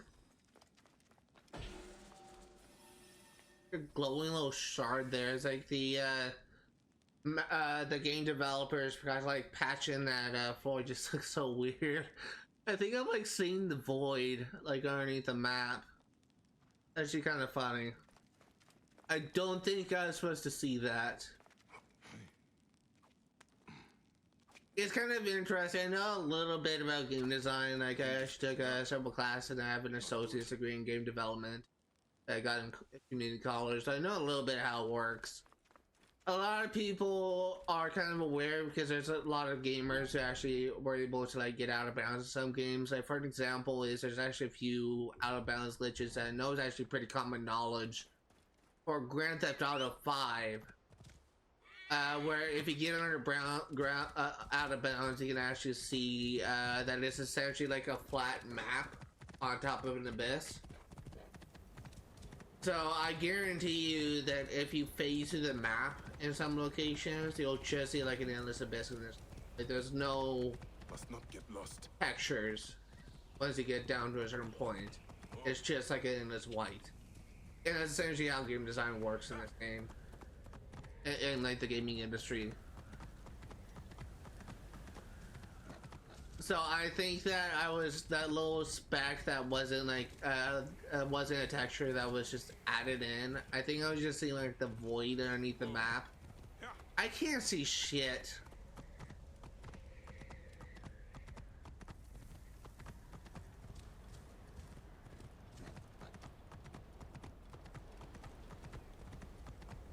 A little bit of interesting little knowledge that I am probably the casual gamer probably won't. We'll probably find out. We'll find that to be new information. But for people that love it when they kind of glitch the game out, they're probably well aware of that little factoid. Hey. This game shit. What's kind of interesting is I'll have your guts out.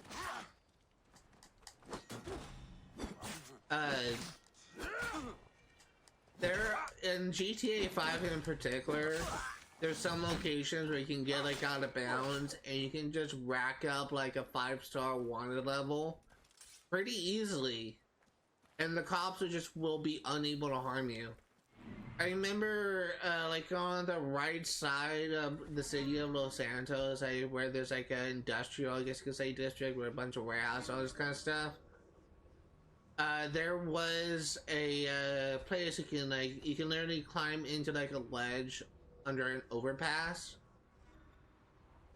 and you can literally just I should not be seen in this area. you can literally just like climb up and over it and just like shoot at random civilians until you get a wanted level. And cops will just search around the area, they'll look for you, but they won't be able to find you. It's really kind of interesting, but the unfortunate thing is, it doesn't last because since they don't know where they are, they often lose sight of you. So if you're not shooting at the enemy, you'll eventually lose wanted level.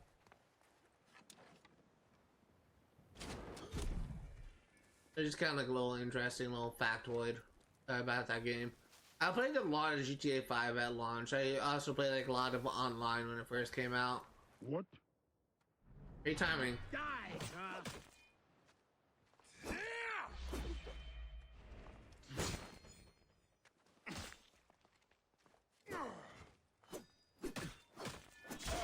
Hey, what? Eat this, you shit.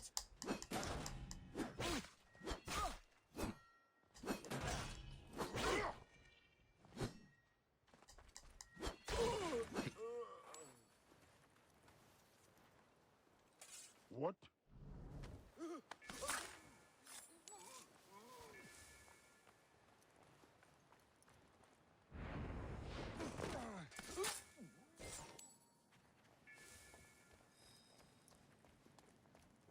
Actually, I don't know if I'll ever play GTA 5 on this channel. It's really like the multiplayer that I kind of have a problem with today, and I don't think it'll be as fun. Maybe if I build an active audience, I have a lot of people actively watching my channel that is willing to help me out with the multiplayer on stream, like maybe then I'll give it a try. But it's not something that, the multiplayer is not something I actually really enjoy. The multiplayer, in my opinion, is kind of problematic, and it's just, it's really pretty much as soon as Rockstar releases the Oppressor, it literally became Griefer's like greatest weapon, and it just kind of like killed the enjoyment.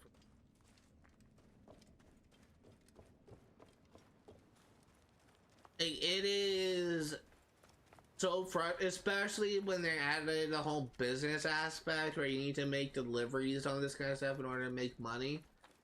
It is so frustrating when you're trying to do a delivery, especially when you're doing it solo, and some dumbass kid in an oppressor just runs behind you and just blows you up just for a little XP bonus.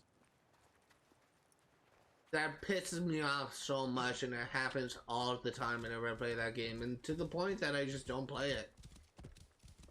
It just, griefers are so common in GTA 5 online that I just don't even bother playing the game anymore. The thing is, I would need to be extremely motivated for me to be willing to play that game on this channel. And right now I'm not motivated at all. For those curious, god damn it, just fuck off. The games I cover on this channel are just kind of based on like desire, like is what I want to cover in the given moment. And right now, like, I am not interested at all in covering GTA 5. I'll probably cover it at some point in the future. It's just not gonna be anytime soon. I don't even know if I'll cover GTA 6 and be channel. I'm actually more likely to cover GTA San Andreas and GTA 4 on the channel. Both are games that I played before but never finished, than I am covering GTA 5. And again, like, if it was just a story, I will for sure be willing to cover that game. But the multiplayer just kills any enjoyment I have of it.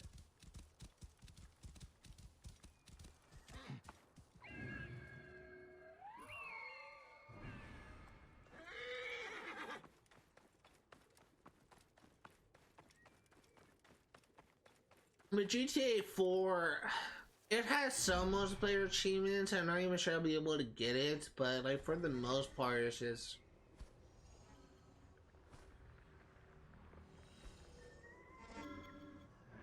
it's pretty straightforward. Like it's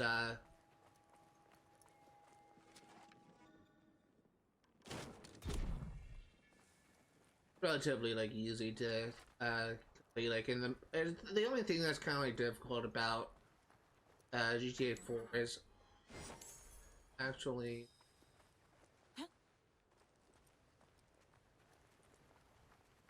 I honestly forgot about this person. The only thing that's challenging about GTA 4 that's annoying about that game is actually the getting like all 100 pigeons.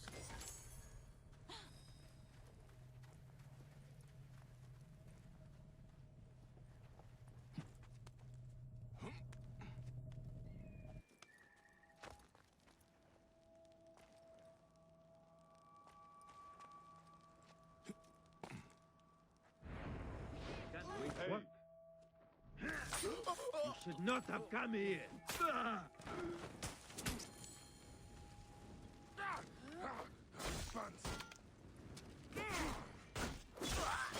have your guts out!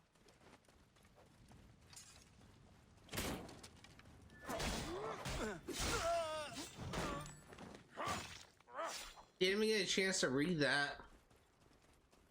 Ah, that was good. Where were we? This was not their leader. The son of Ra, the real leader, has been giving orders from prison. He's being held by soldiers at a nearby caravanserai. He has been ordering the burnings. He thinks he's a god and invincible. Then we'll make the naked Eodet bleed and prove him wrong. Hey, two sons. Kind of an obvious mirage. You see, they're kind of hard to spot.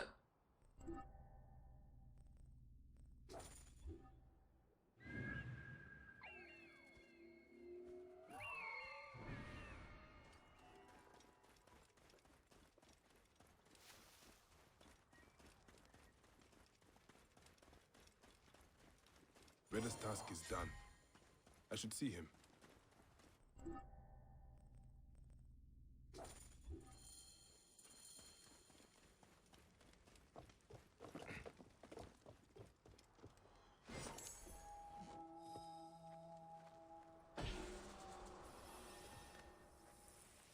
Old mementos and trinkets.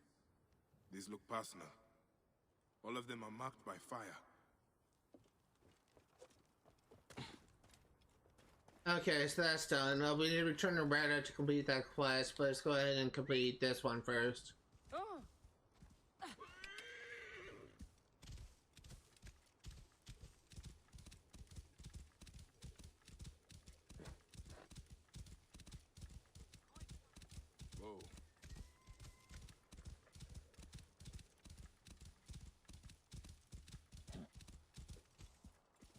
Whoa.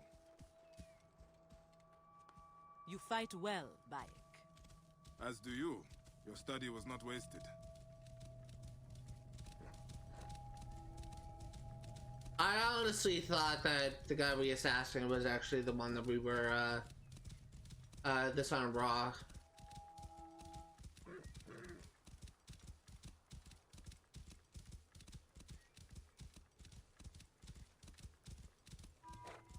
The bandits believe the son of Ra is a god? How did he convince them of that?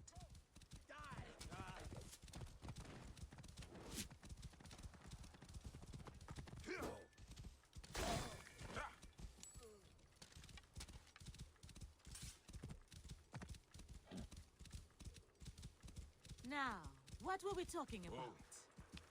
The bandits believe the son of Ra is a god? How did he convince them of that?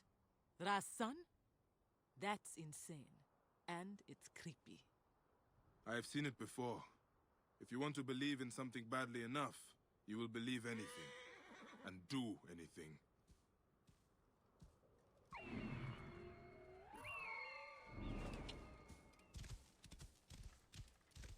Whoa. Zahra, do not argue with me about this. I have to do this next task alone. Stop saying that camel shit. I'm not waiting around while you do the fighting. Look, it is cleaner this way. It will be easier for me to get in alone. All right. Have it your way. I'll be nearby. Kind of interesting. I think I mentioned this last stream. Was it last stream when I first did this quest? It might have been. I can't remember. But it's interesting. Her name is Zara. Zara is actually a Hebrew name, I believe. It's Hebrew in origin.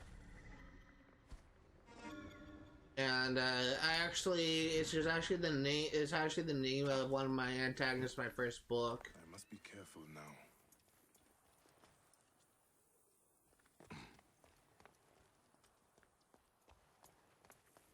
I was asleep in a mound of dirt. Now I rise from the buried air. Hey, what?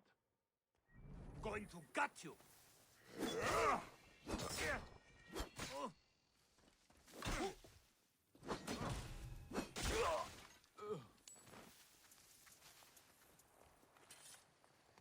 What? That's it! Die! Too slow!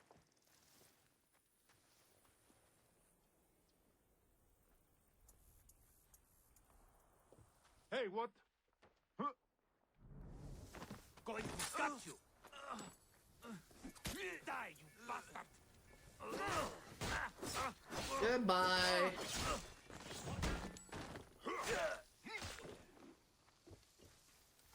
How many guards are gonna come after me? Jesus.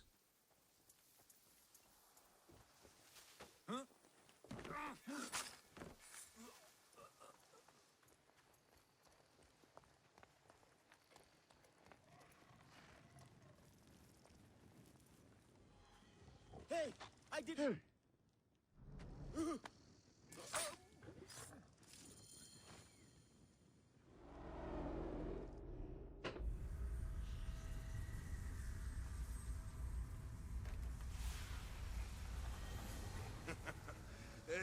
You die easily for a god!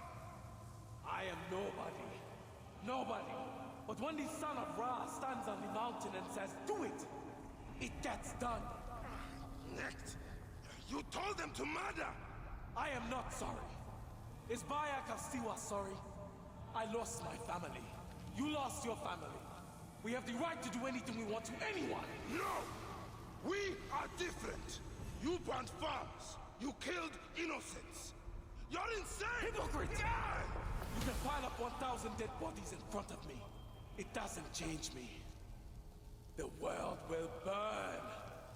The Order won't save it. You will burn with it, Medjay. May you walk the land of the Duat.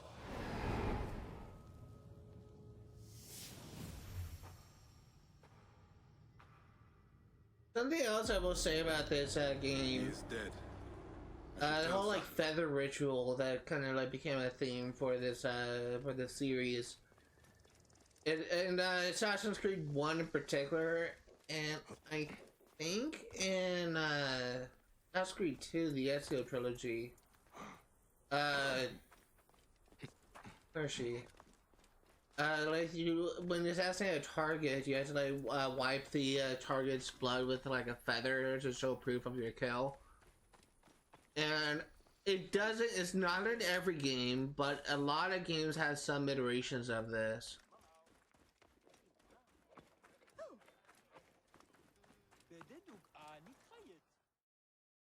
Son of Ra is dead. It was disturbing. His madness almost made sense. If you stare deeply enough into any madness, there is a logic. So what now? The fires are stopped? Your farms are safe? I don't know. I am hungry, though. Now we return to the farm to feast in peace. Is that an invitation? You are the Magi. You figure it out. My gate is open and my fruit is sweet. Ooh. Bayek, you have a secret admirer.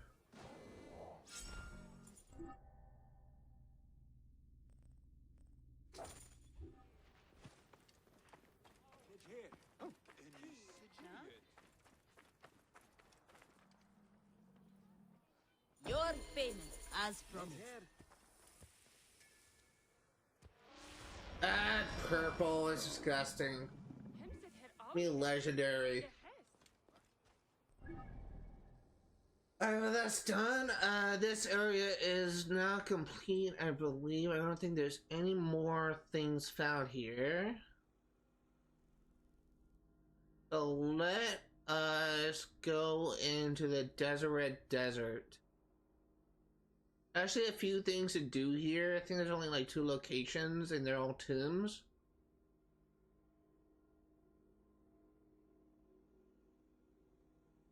Gonna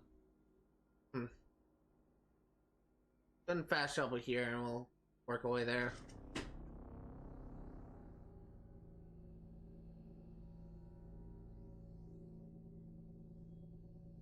We're actually kind of nearing the end of the exploration section.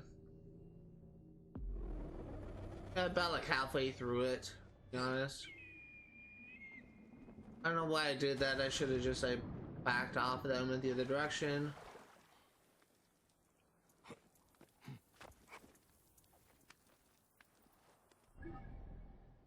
Also going to tag these locations.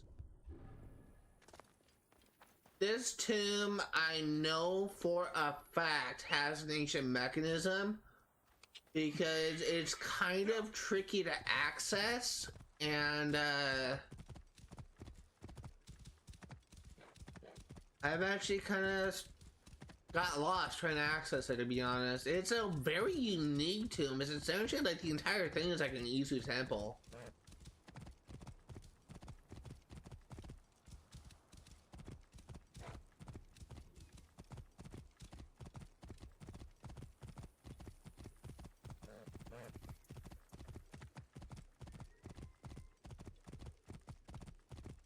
So, as a quick reminder, we're doing a lot of exploration for a couple reasons.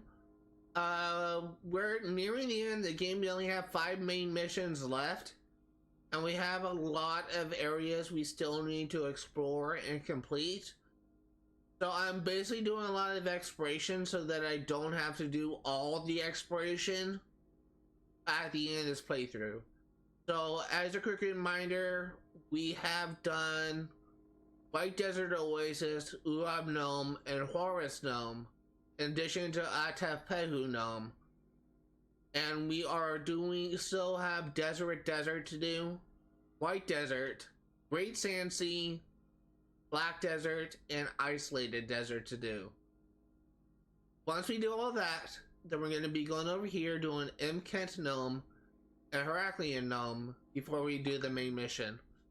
I got a message.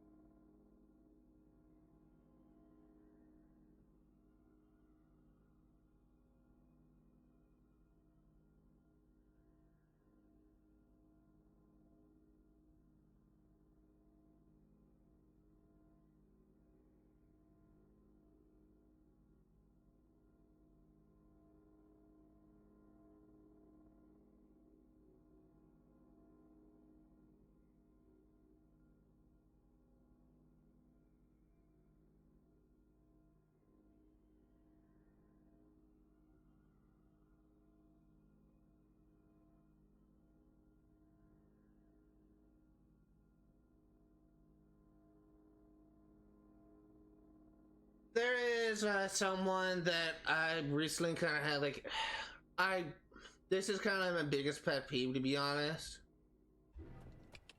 There is an artist that before and I had like a good rapport with, and basically they're kind of dealing with sort of like a financial crisis right now.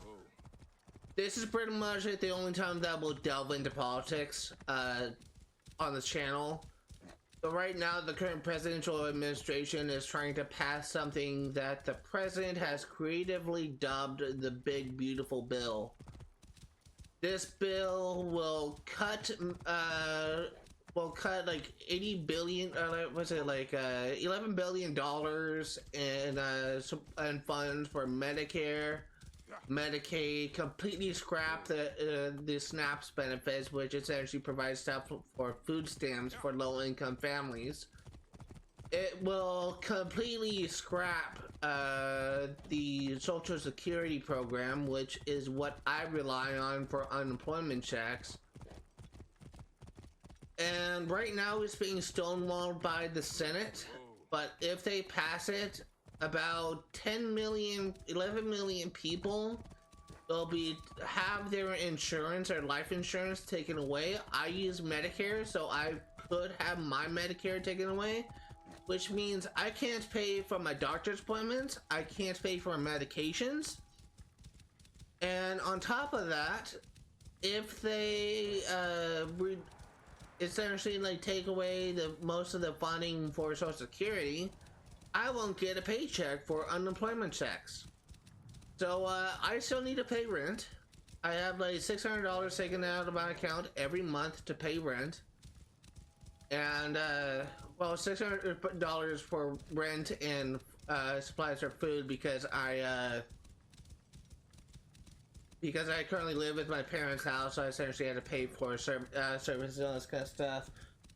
And it's just, if the fucking dumbass Republicans in the Senate pass that bill, I and like 11 million people across the country could stand to lose everything. And these fucking idiots just don't give a shit. They're willing to like burn the whole world down, whole country down, just for their idiotic president's benefit. And it's really kind of unfortunate. And I had a falling out with an artist because I told her clearly I cannot pay for any sort of thing. I cannot pay for any projects. And she did not get that. She literally, really fucking pissing me off. Because I'm just gonna go ahead and like get through this. First of all, she kept on like trying to get me to like pay her for overlays for this channel, and I already have a new overlays designed by an artist, but another artist that I have really good rapport with, but I can't pay her, and she kind of made that as a gift for me, but I can't pay her for it until like, my financial situation gets to be in a more stable location. And this fucking dumbass artist wants to try to like commission like overlays for me, even though I told her I had overlays made. She can't get it through her thick skull that I don't want overlays made. And said, oh, let me just go ahead and just send you my PayPal information so you can pay me for this, even though I don't want to pay you. She's just not getting it. And I just told her so many times, I can't afford to pay this. I don't want to do this with you. To make matters worse, take notes, people watching that is trying to get into business. Do not make this mistake. She literally tried to say, oh, my mother's in the hospital. I need like $200 to pay for her treatment, all this kind of stuff. That is guilt tripping. That is a very scummy practice to do as a businessman or businesswoman. And you should never do that. She has done that to me multiple times, and I have always dismissed it. This was the last straw. As soon as she did that, and as soon as she said, oh, let me send you my PayPal information so you can get this project for the overlays done, I blocked her. I was not going to deal with her ever again because she is just so fucking dense. I told her I can't pay for any projects. I told her that I don't want overlays made because they're already made by another artist. I just can't pay her yet. And she just can't figure that out. And she keeps on messaging me. I blocked her. She keeps on messaging me. And it's just really pissing me off. Had to like get through that whole rant thing because it's just so stupid. Oh, she's just not getting it. What tomb is this called? Seth Anna tomb.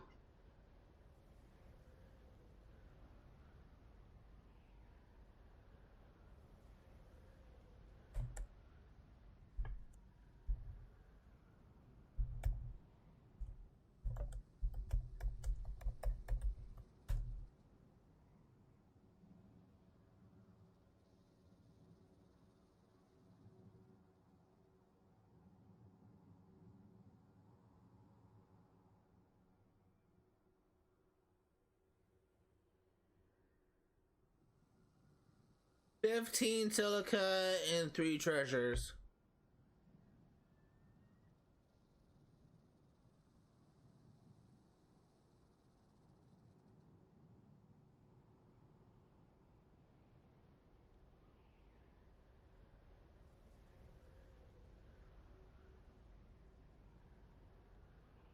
And there is an ancient mechanism that costs 5 silica to unlock.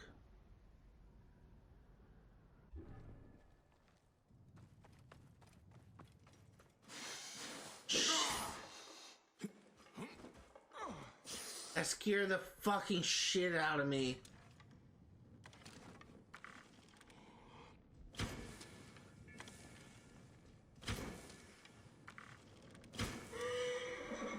God, that scared the living shit out of me.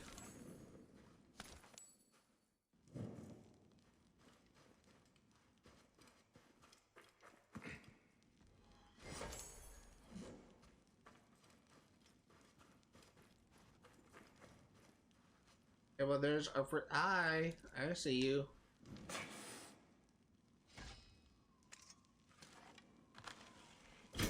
And the reason why I keep on trying to throw a torch at it is in Assassin's Creed Odyssey you can get rid of snakes pretty easily by throwing the torch on them, which kind of inflicts burn. I keep on trying to do that, but I guess it doesn't work in this game. 1 of 15.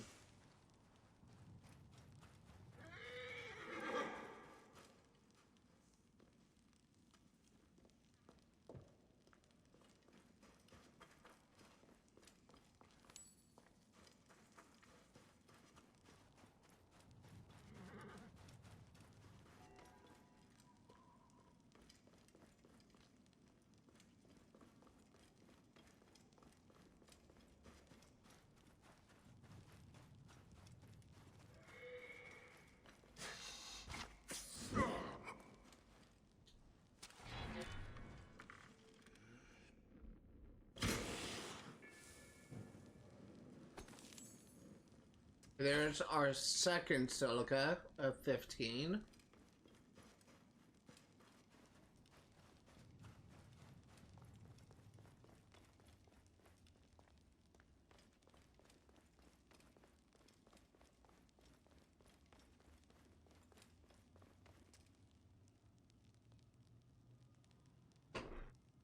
I may be thinking of something else about getting lost. I remember there's like a platforming thing, but that's actually pretty easy.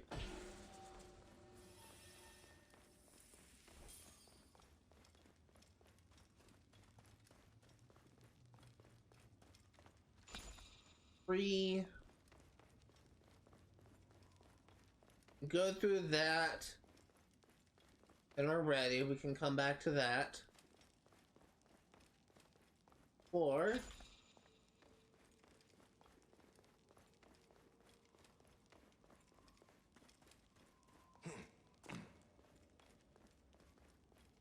I already go through here? I think I did.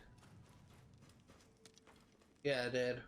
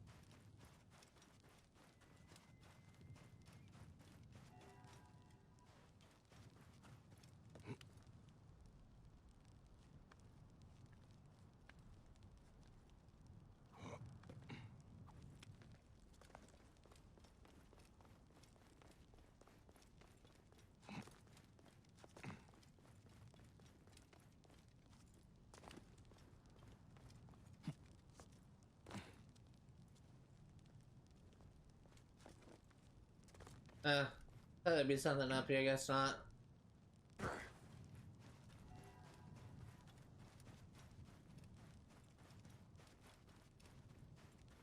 This is seriously all there is. How did I get lost here when I was first played this?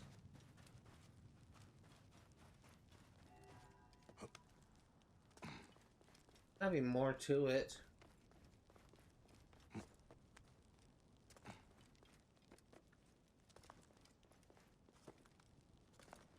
Maybe it's all this traversal that was kind of getting me turned around.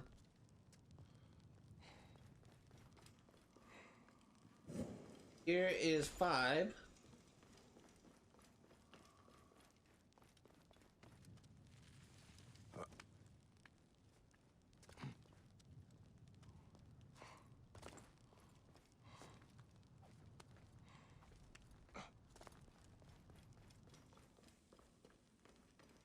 That's a dead end.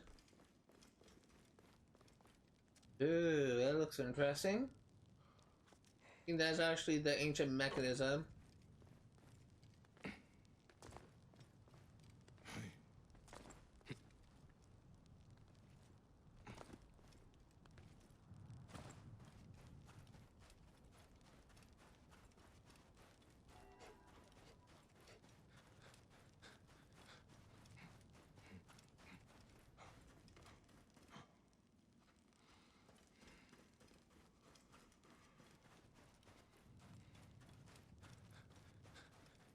As far as I'm aware, this is essentially like an this is essentially a ancient civilization, like an Ethu temple thing made into a tomb. And call my horse. Go back to the ancient Megas. I haven't found like any other place. We found 5 here, which links up to one of the sources saying that there's 5. Another source I was looking at said there's 15. So, maybe there's more in the ancient mechanism.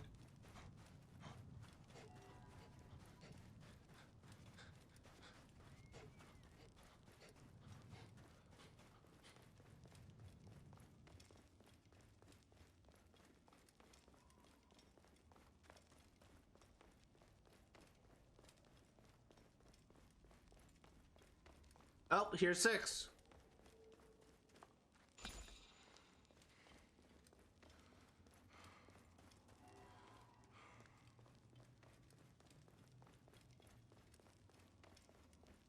There's 7.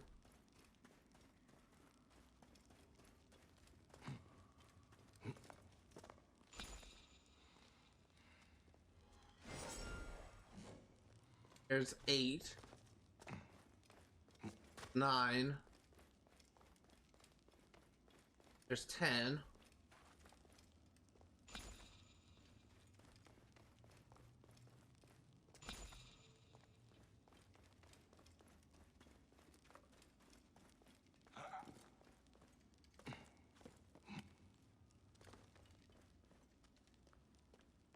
There's a lot of mummies here.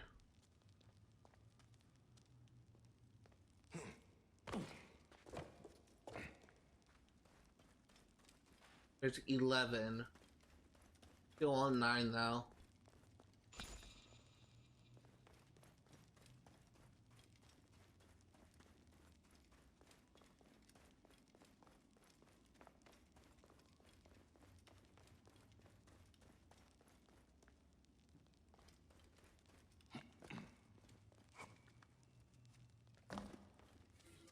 I am the great general Amneher, thought the king of eternity is with me. I am the great god in the boat of the sun. I fought against the Nubians. Nubian Empire. Oh my god. I think that's the one I was thinking of a long time ago. Hold on.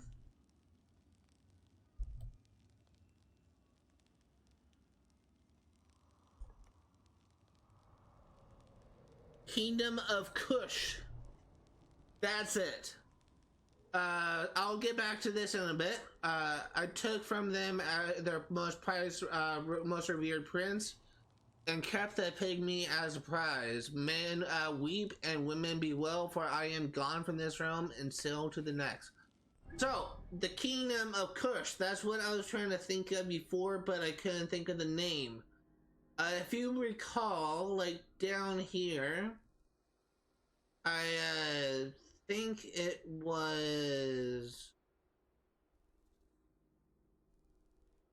I think it's this stepped pyramid.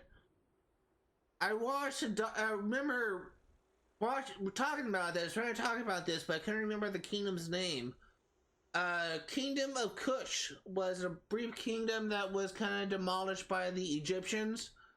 They actually, from what I understand from the documentary I watched a couple months ago at this point, they actually built this stepped pyramid, and it's actually because of them that kind of gave the Egyptians the idea to build these traditional pyramids. That is what I was trying to remember, the Kingdom of Kush.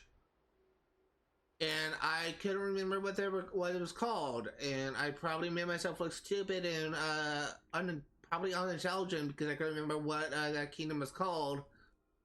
But it's called the Nubian Kingdom, the Kingdom of Kush. That's what the kingdom is called. They were the ones that built that pyramid, at least from what I understand from watching that documentary.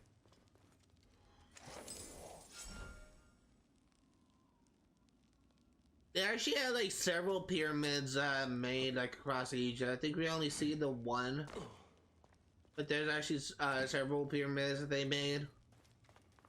Like we only see one in this game, I should say.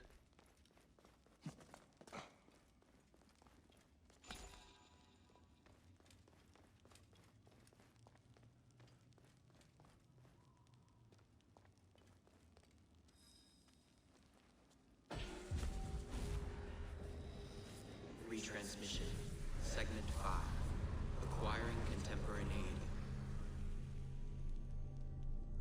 It has been 105 days since the Great Catastrophe. The messenger speaks. The color blue. We believe everyone sees it as we do. Ocean, sky, international Klein blue. What's to say yours and mine are of the same hue? Do you truly see it as I do? Frequencies so high, only a few can hear their cue. A heightened response to the taste of food. Colors invisible to the human eyes, save for a few. A high voice, perceived as living glass. Perceptions shape reality. Colorblindness, tinnitus, supertasting, tetrachromacy, synesthesia. Reality is a mathematical model which gets solved over and over again by the observer. Your thoughts are computations, and they render this world for you to call your own. Not all processors are alike. Different brains produce different realities. The variations go from the subtle to the drastic. Your mind defines how much you can taste, how much you can feel, how much you can understand. Perception defines perspective. Where one sees a skull, the other sees a woman in a mirror. Where one hears silence, the other will hear entrancing voices. You experience what your brain allows you to perceive. We designed you and made sure to engineer your senses so you could perceive just what we needed you to, neither more nor less. There are parts of time we preferred you to remain blind to. It was a necessity. We have 6 senses, you have 5. Can you guess the one missing? The sense to see dead people?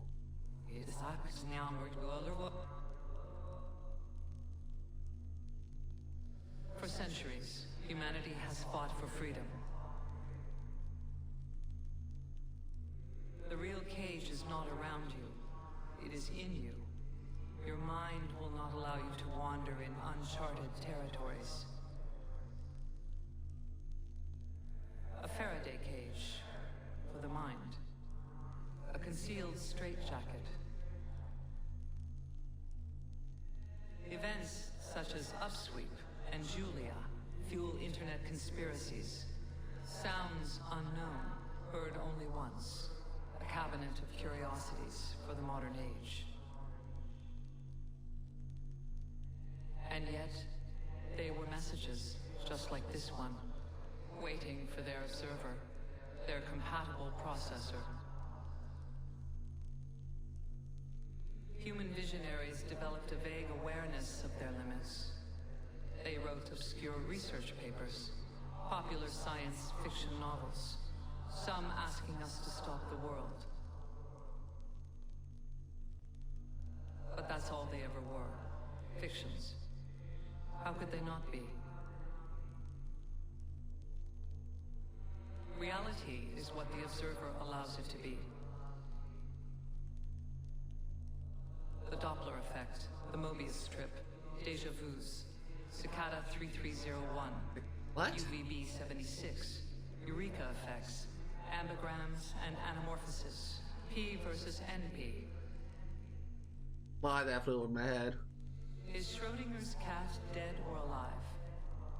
It all depends on what you perceive, on what the cage is not hiding for you to see. Think. Let your mind be free. Explore the borders of your reality. Interesting. I don't know. It looks like my microphone was kind of picking up, and I was just texting a friend. So I do apologize for that. It was my kind of like interrupting the audio bit with my texting. But I think that does it for now. That's all we can do.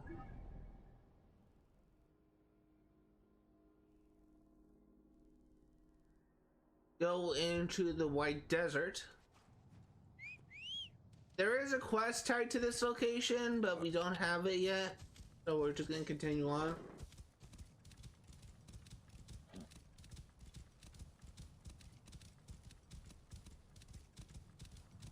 What am I doing on abilities? I have 3, so I'll get this one.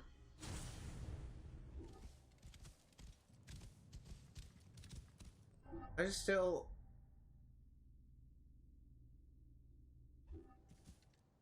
Okay, now it's unmarked.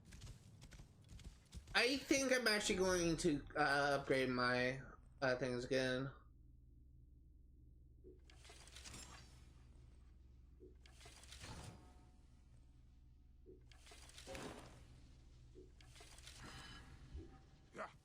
As well. Probably maybe a little bit overpowered for the main mission, but nothing wrong with having an easier time for a bit.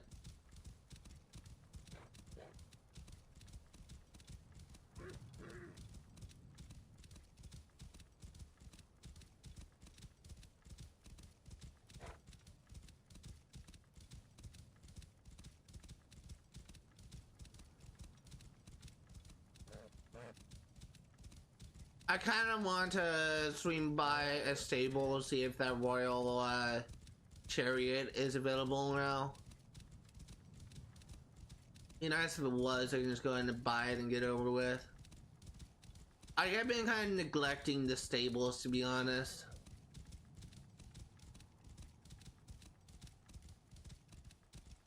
We also have like an hour and a half left in this stream, so maybe like an hour and 20 minutes to be exact. So we're not going to be streaming for too much longer, but we did make a lot of progress today.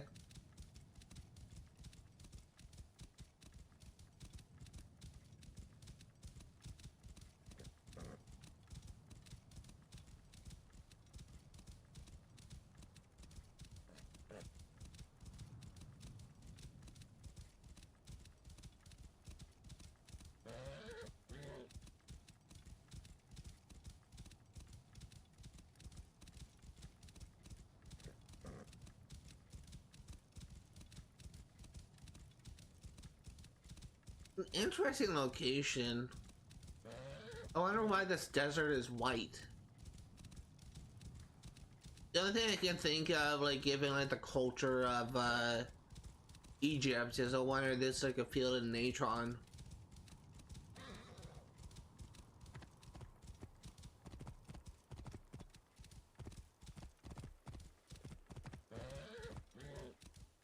Could be.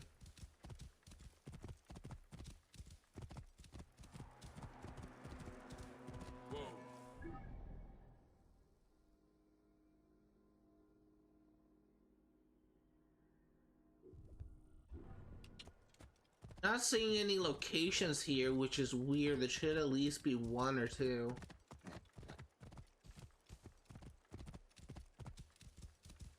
Whoa.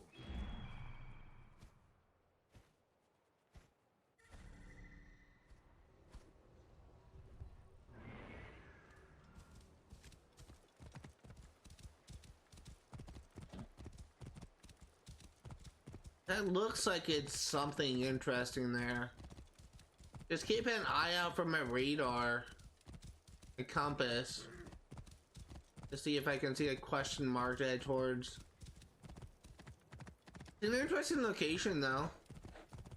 Given that, it's a very interesting location. There's so far not a lot going on in it.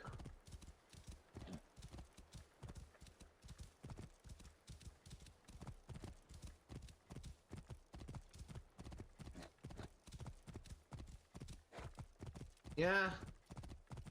We're this close and we don't have a question mark. Probably nothing here.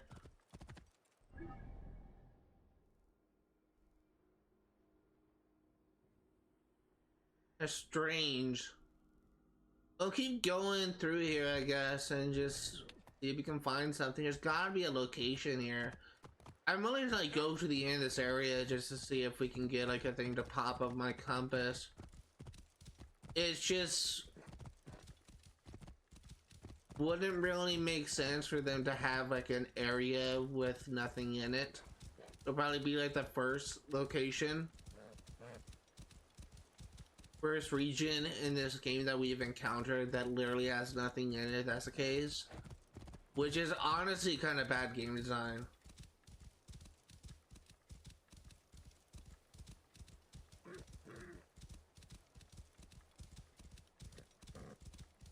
Yeah, I'm not saying anything. It's kind of unfortunate because would've been nice if there's like at least a stone circle to do. So far nothing. That's kind of a shame.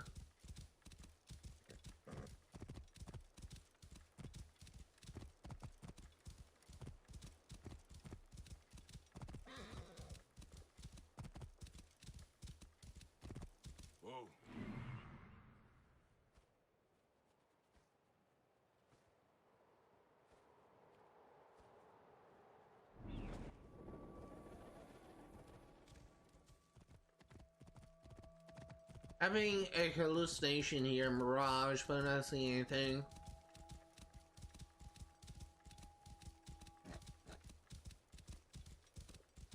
There's actually some pretty interesting mirages in this game, but only seen like a handful of them.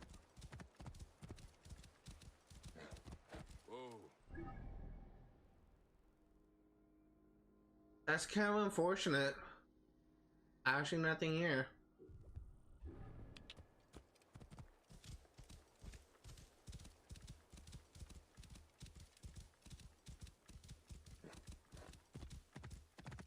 We're close enough to the end that we would have seen like a question mark pop up on the map, but nothing.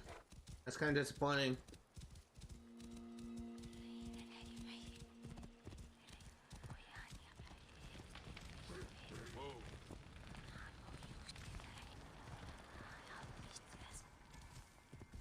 Oh, there's fire.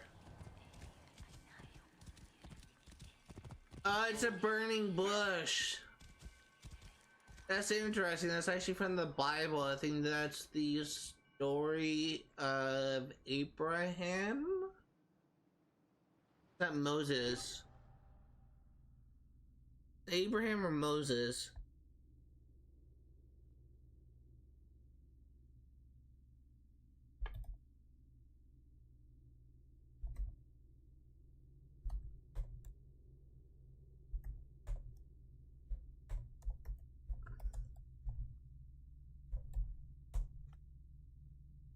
It's from Moses.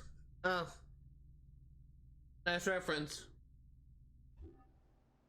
I think it was actually the same tree it's supposed to be as well. This is like a specific type of tree. Specific type of bush that was burning. It's actually kind of interesting they kind of reference the story of Moses, given this is kind of where the Moses kind of freed the Jewish slaves from the Egyptian pharaoh, rule from the Egyptian pharaoh, and kind of took them into Israel. Is it Israel? Supposed to be like the Promised Land, but I believe the Promised Land is actually Israel, and modern day Israel.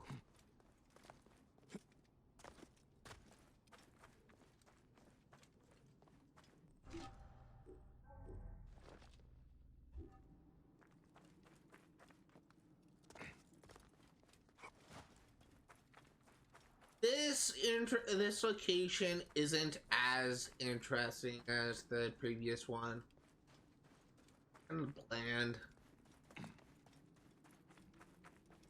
Look at the map. God, that's actually kind of boring.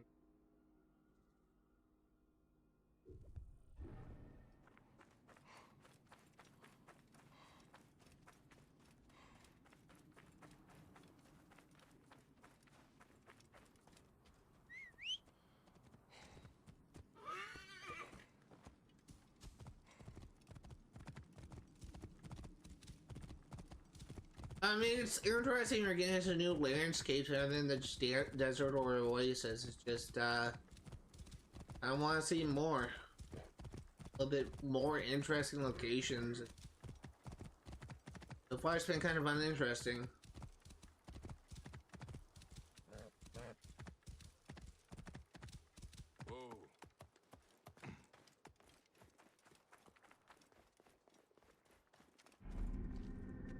This is a Nomarch's tomb.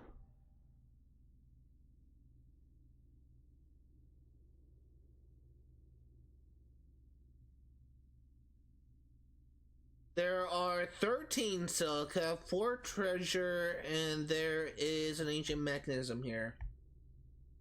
According to the site I'm using. These guys had a great time. A lot of fun here.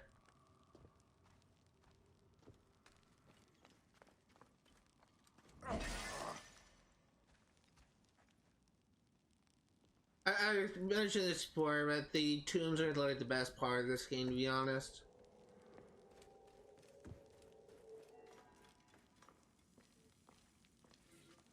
The Dioryx curse befall you. Let this be seen by all who would disturb the resting place of Phoebe the Third. Take offerings from him, desecrate the honors that are only his, and you will be consumed by the furnace of his execration rites. Brother will turn on brother, friend will betray friend. All will die enemies, so shall your bodies remain, decaying and starving until bones turn to dust. All who enter beware, for none shall leave in this life or the next. Sounds like a challenge. Our first silica. The case of my worst fears. I hate this place. At night I hear whispers in the walls. By the day the shadows seem to shift without form to move them. I want to leave. But still Kessa wants more and more of the tomb's treasures for his own. His own. I know I will see none of it. And that infernal whispering, it gets in my head. When Kessa is done marauding, he'll have no use for me, and then what? I should take what is mine. Take it all.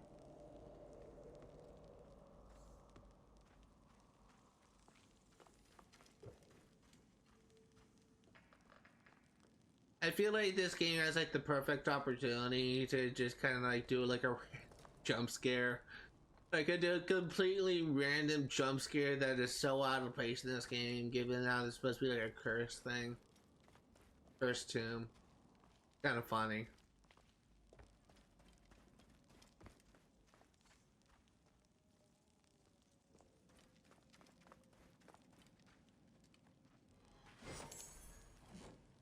Here's our second silica.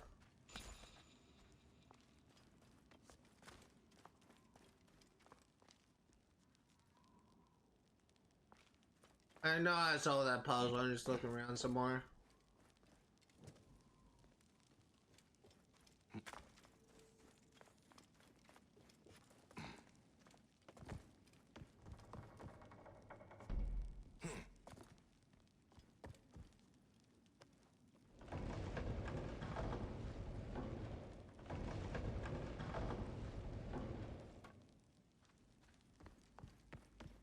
I'm going the right way. Why is there haze or something here? Like, it looks so hazy.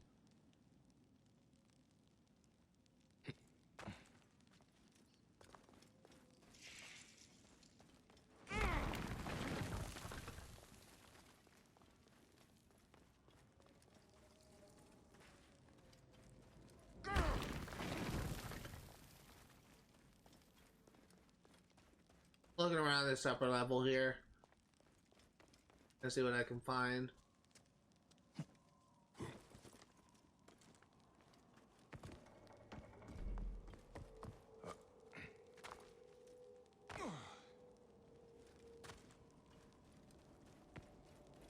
Let's say there's something on the other side as well, so when I explore these two rooms, I'm actually gonna go to the other side and check that out.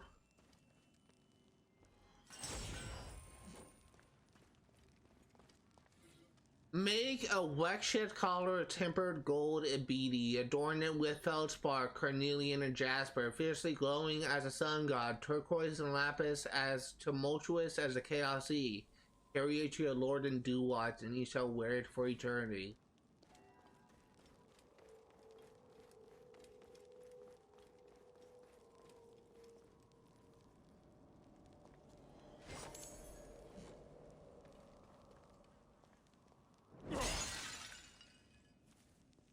It's spots on silica, but none so far. To say by Nut. Nut, I believe, is a sky god or the sky goddess. I can't remember which, but I think that's who that is. Or it could be Nut is the earth deity. I can't remember. I'm actually gonna Google it because I'm gonna drive myself crazy.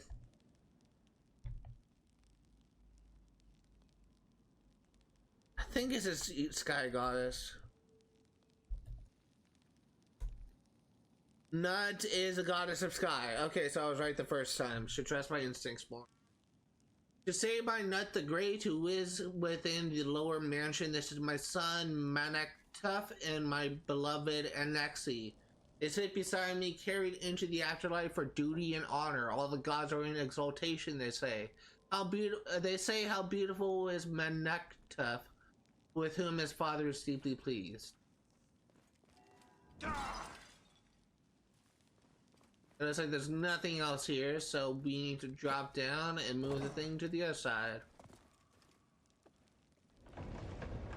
Oh, this is not gonna be...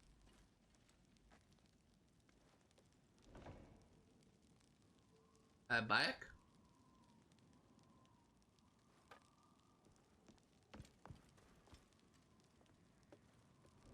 There we go.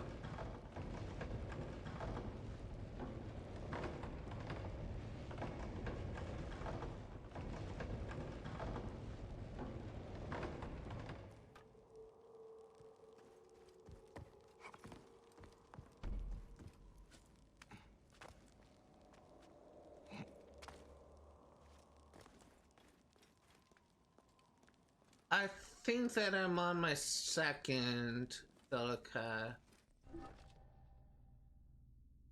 No. It's on 54. Yeah, second one. Okay.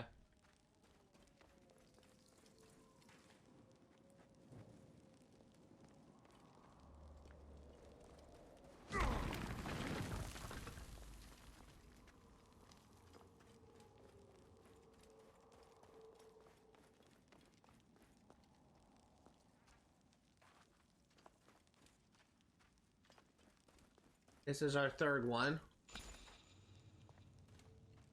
You lore here? Yes. The mighty warrior Kui comes to you, ye falcons, wearing a cloak of apeskin upon his back. He goes to the boundary of the horizon, so he may make red the sand in both lands, and so we may bring fire to the enemies of the Nomarch.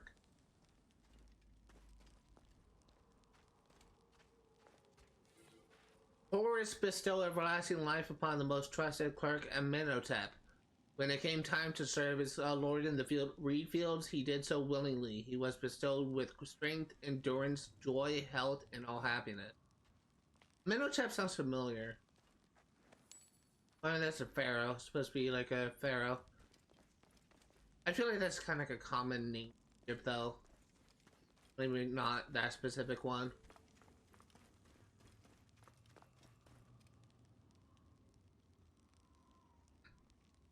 Ancient writing from the Old Kingdom.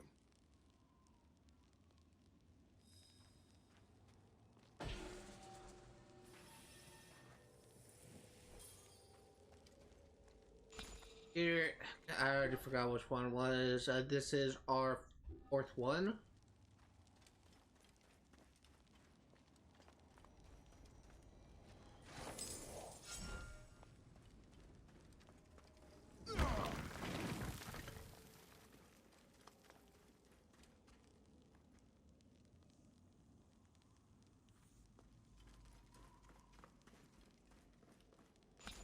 This looks like at least the exit.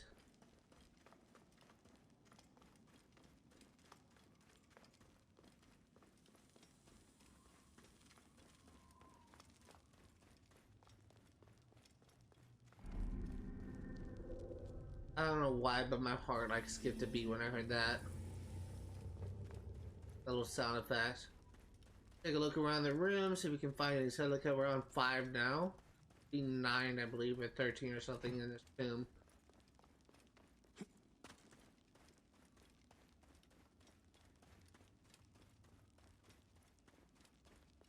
There is 6.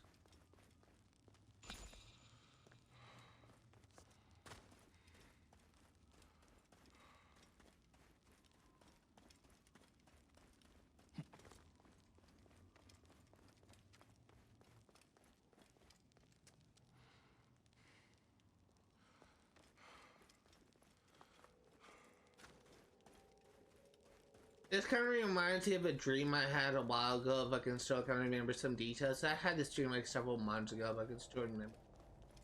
Basically, I was diving in a lake. Like, I was swimming in the lake, like a weird lake. Where it kind of had like structures like this, like all along the side where it kind of looked almost like a mechanical. Like along the walls of the cave, and I kept on diving down because I wanted to touch the bottom of the lake. But there's like no bottom in the sight, and I realized I was about to drown, and I woke up right before I died. It was such a weird dream that I can still remember bits and pieces of it. But this entire thing kind of reminds me of that.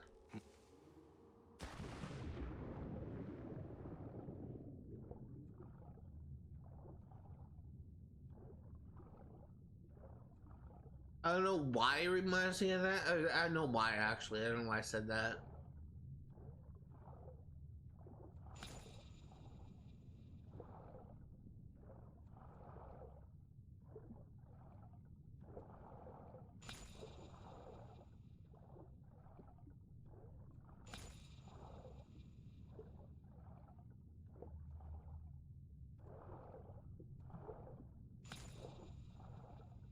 Place 5, I want to like that.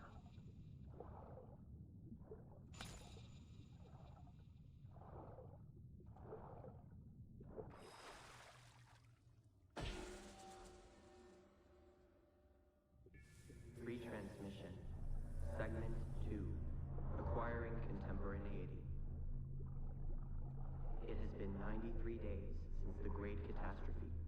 The messenger speaks. Hello, world. I'm gonna drown. Is the key to our mutual understanding. Yours and mine alone. We listened to your times. We learned. And today, we'll exchange words from the age of post-truth. They mean nothing to him. Human language carries knowledge and wit, lies and broken promises. Through language, you share fear, excitement, hope. It is the syntax with which you articulate what surrounds you. A structure to express and share your understanding of the world. It conveys abstraction, change, and uncertainty. Human language is flexible. It can even become mathematics. It solves and predicts, weighs and decodes. It can count objects using basic numbers in one breath, and solve quadratic equations using imaginary ones in the next. You've engineered dialogues with thinking machines in an attempt to add new vocabulary, to expand your understanding of reality. But your mastery of the code is rudimentary at best. No surprise. You were designed to have boundaries after all. And one cannot speak of that which one cannot conceive. The code. Equations that define life. They are nestled deep within every star and every mote of dust. Every second that passes is a word, a symbol, all part of an intricate yet simple language existing within the framework of time itself. It is the one rule which applies to us all. Immutable, inescapable. The code is a bridge, a single point of cohesion between your civilization and mine. It is a language that can be read, that tells of what was, what is, and what will be. A language that we who came before can read, though you cannot. Time is more than the hour of the day, the readings of an atomic clock, something to lose, something to run out of. Time is a set of rules, not unlike the language you so dearly use to converse with your powerful machines. Time is a system that defines what comes to be. That is how we understand it. The code is time, and time is code. As you scratch the surface and uncover the truth, ask yourself if there is something more, something else. No need to be puzzled. You've seen time written before. You are surrounded by it as we speak. To your untrained mind, time might just look like paths and nodes.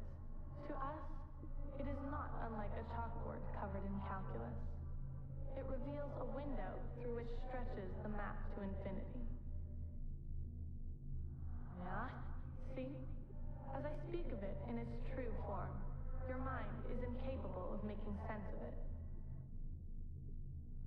Were you to read, you'd learn about the other simulations. You'd learn about the genesis of who you came to be. You'd learn about space and its fluidity. Simply put, time is the language which existence is made of. All our existences. Yours, mine, and all those you dare not imagine.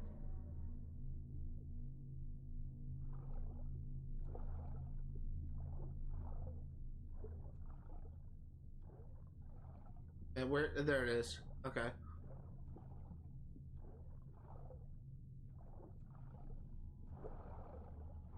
No, that's not it. Okay, just go. The wind rises, and the sound with it. That's actually kind of interesting. I always kind of like listening to those messages. I don't really make much sense of it, but it's kind of interesting to listen to. I got about 15 minutes left. 50 minutes left. It's not like I said 15.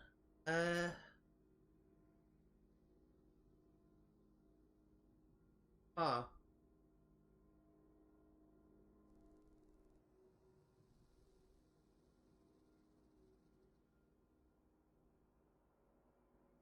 Faster if we go here to see what.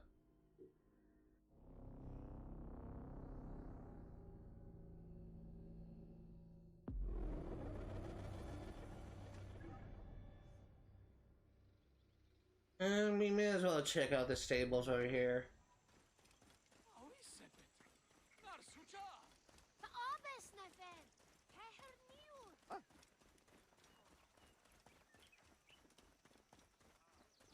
We're innocent. Whoa!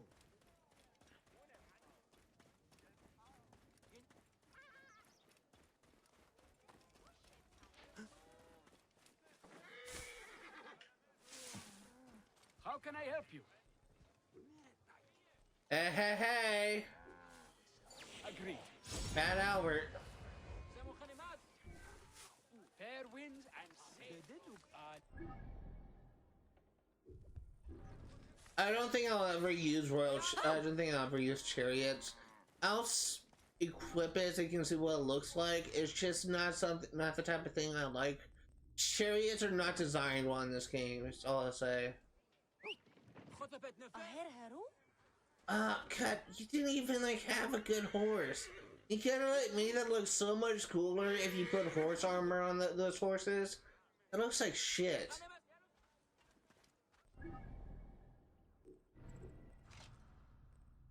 The chariot looks nice, but everything else looks bad.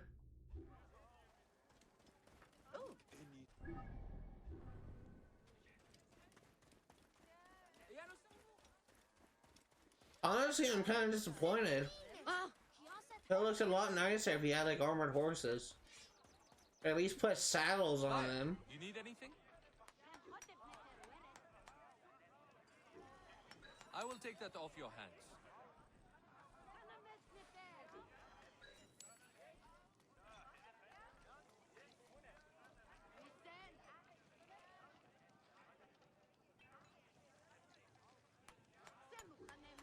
Very well, my friend. Anytime I can help, I'm here.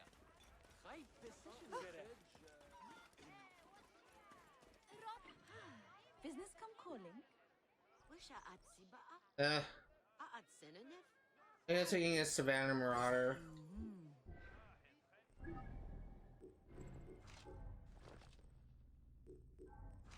I think we're just running out of like all the outfits we can get from the Weaver.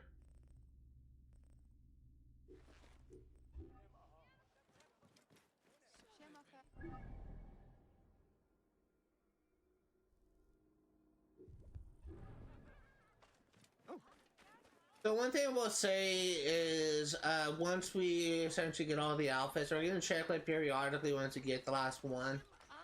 I'm not gonna get it yet, but I'm just gonna wait till later. But once we get the last outfit, we will be focusing on trying to get all the mounts from the stables. Pretty much is that the only other thing we're missing.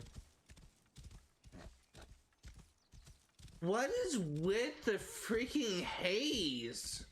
God, it looks so bad. What is going on? There's really no reason for it to look like this. If it's fog, I've literally never seen fog in this game before, and this isn't even the right climate for fog. What the hell is this? Looks so bad.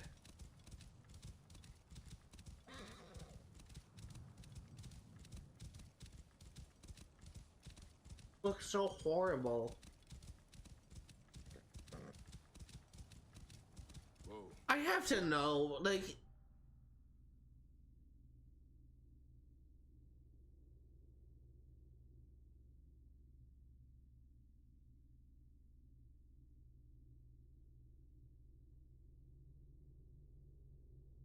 Oh. Fog can occur in Egypt, particularly in the northern regions and near bodies of water during certain times of year. Okay. Still looks weird. Doesn't look good at all, but I guess it's supposed to be fog.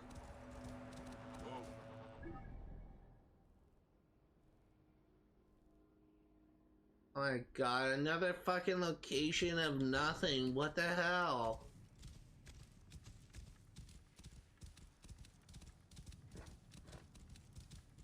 This isn't even like over water, this is over desert.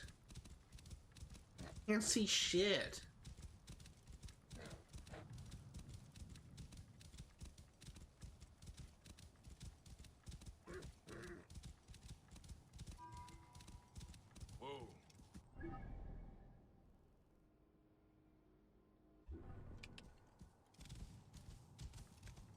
I honestly kind of want to just like put to the tile screen and load back in and see if this fixes it, because this looks horrible.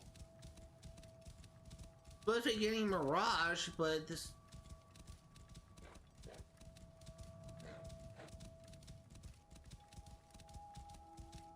Holy shit. Whoa. Oh my god, that's fucking horrible. Okay, I need a fast travel get out of here. There's nothing here.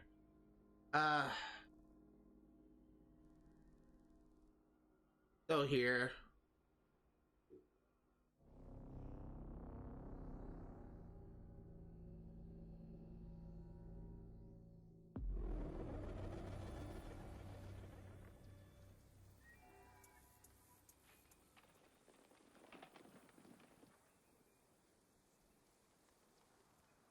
Okay, hold on. Hold on. I'm trying to fix it.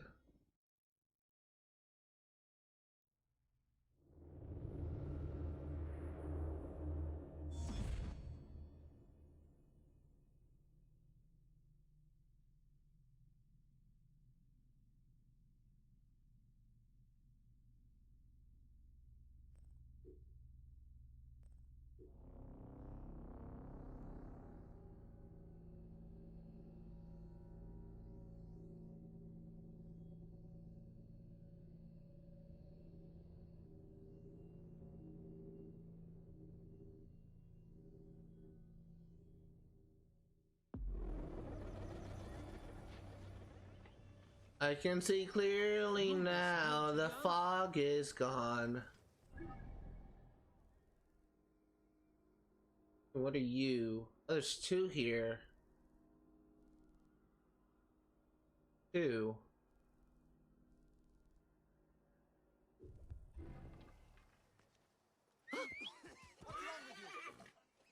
I'm actually probably going to like get to the Stay there. to the viewpoint, and I'll probably just wrap things up there.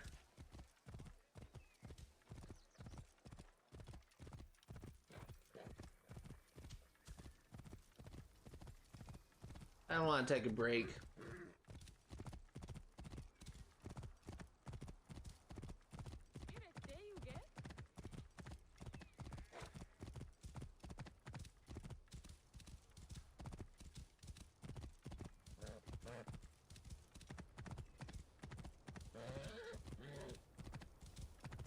Best not to draw attention here.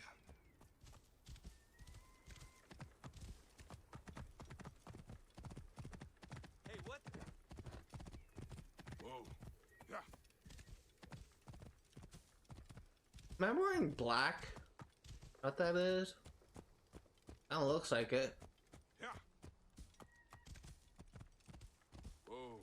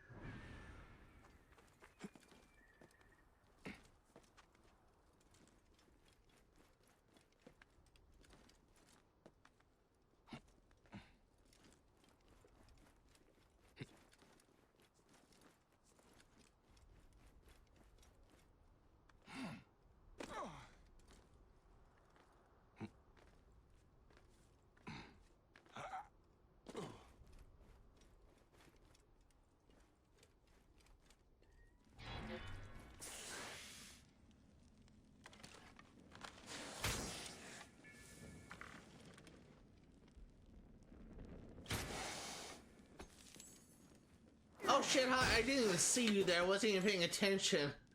Oh, that scared the shit out of me.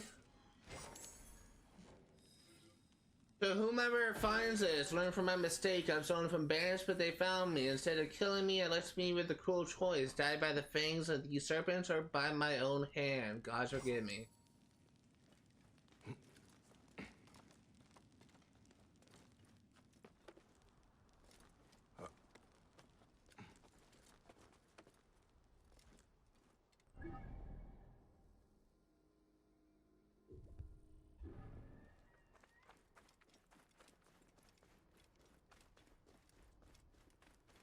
Oh, wait. We definitely need to take a break because I think I know what's coming up and I am not looking forward to it. I need to take a break to refresh my nerves. My phone just got an alert.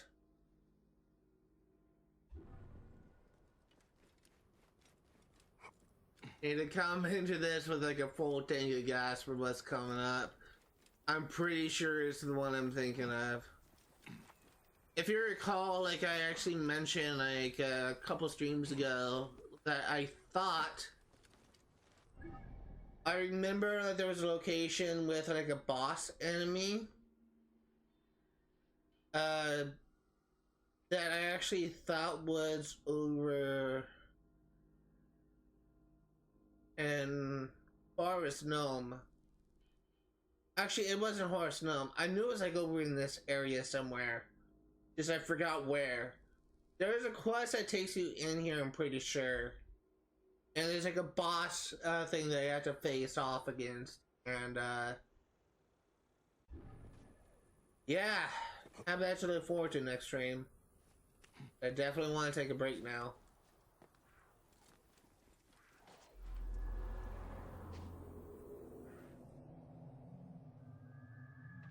A big ass fort we're gonna be clearing out next time.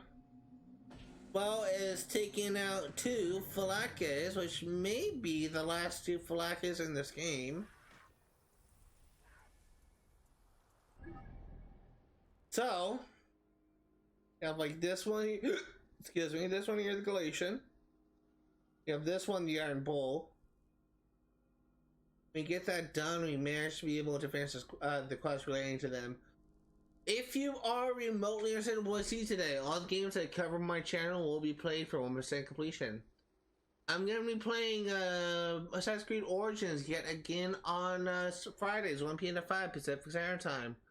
I'm going to be playing Sim Street Pass for 100% completion on Saturdays, 1 p.m. to 5 Pacific Standard Time. And I'm going to be playing Borderlands 3 for 1% completion on Sundays, 1 p.m. to 5 Pacific Standard Time.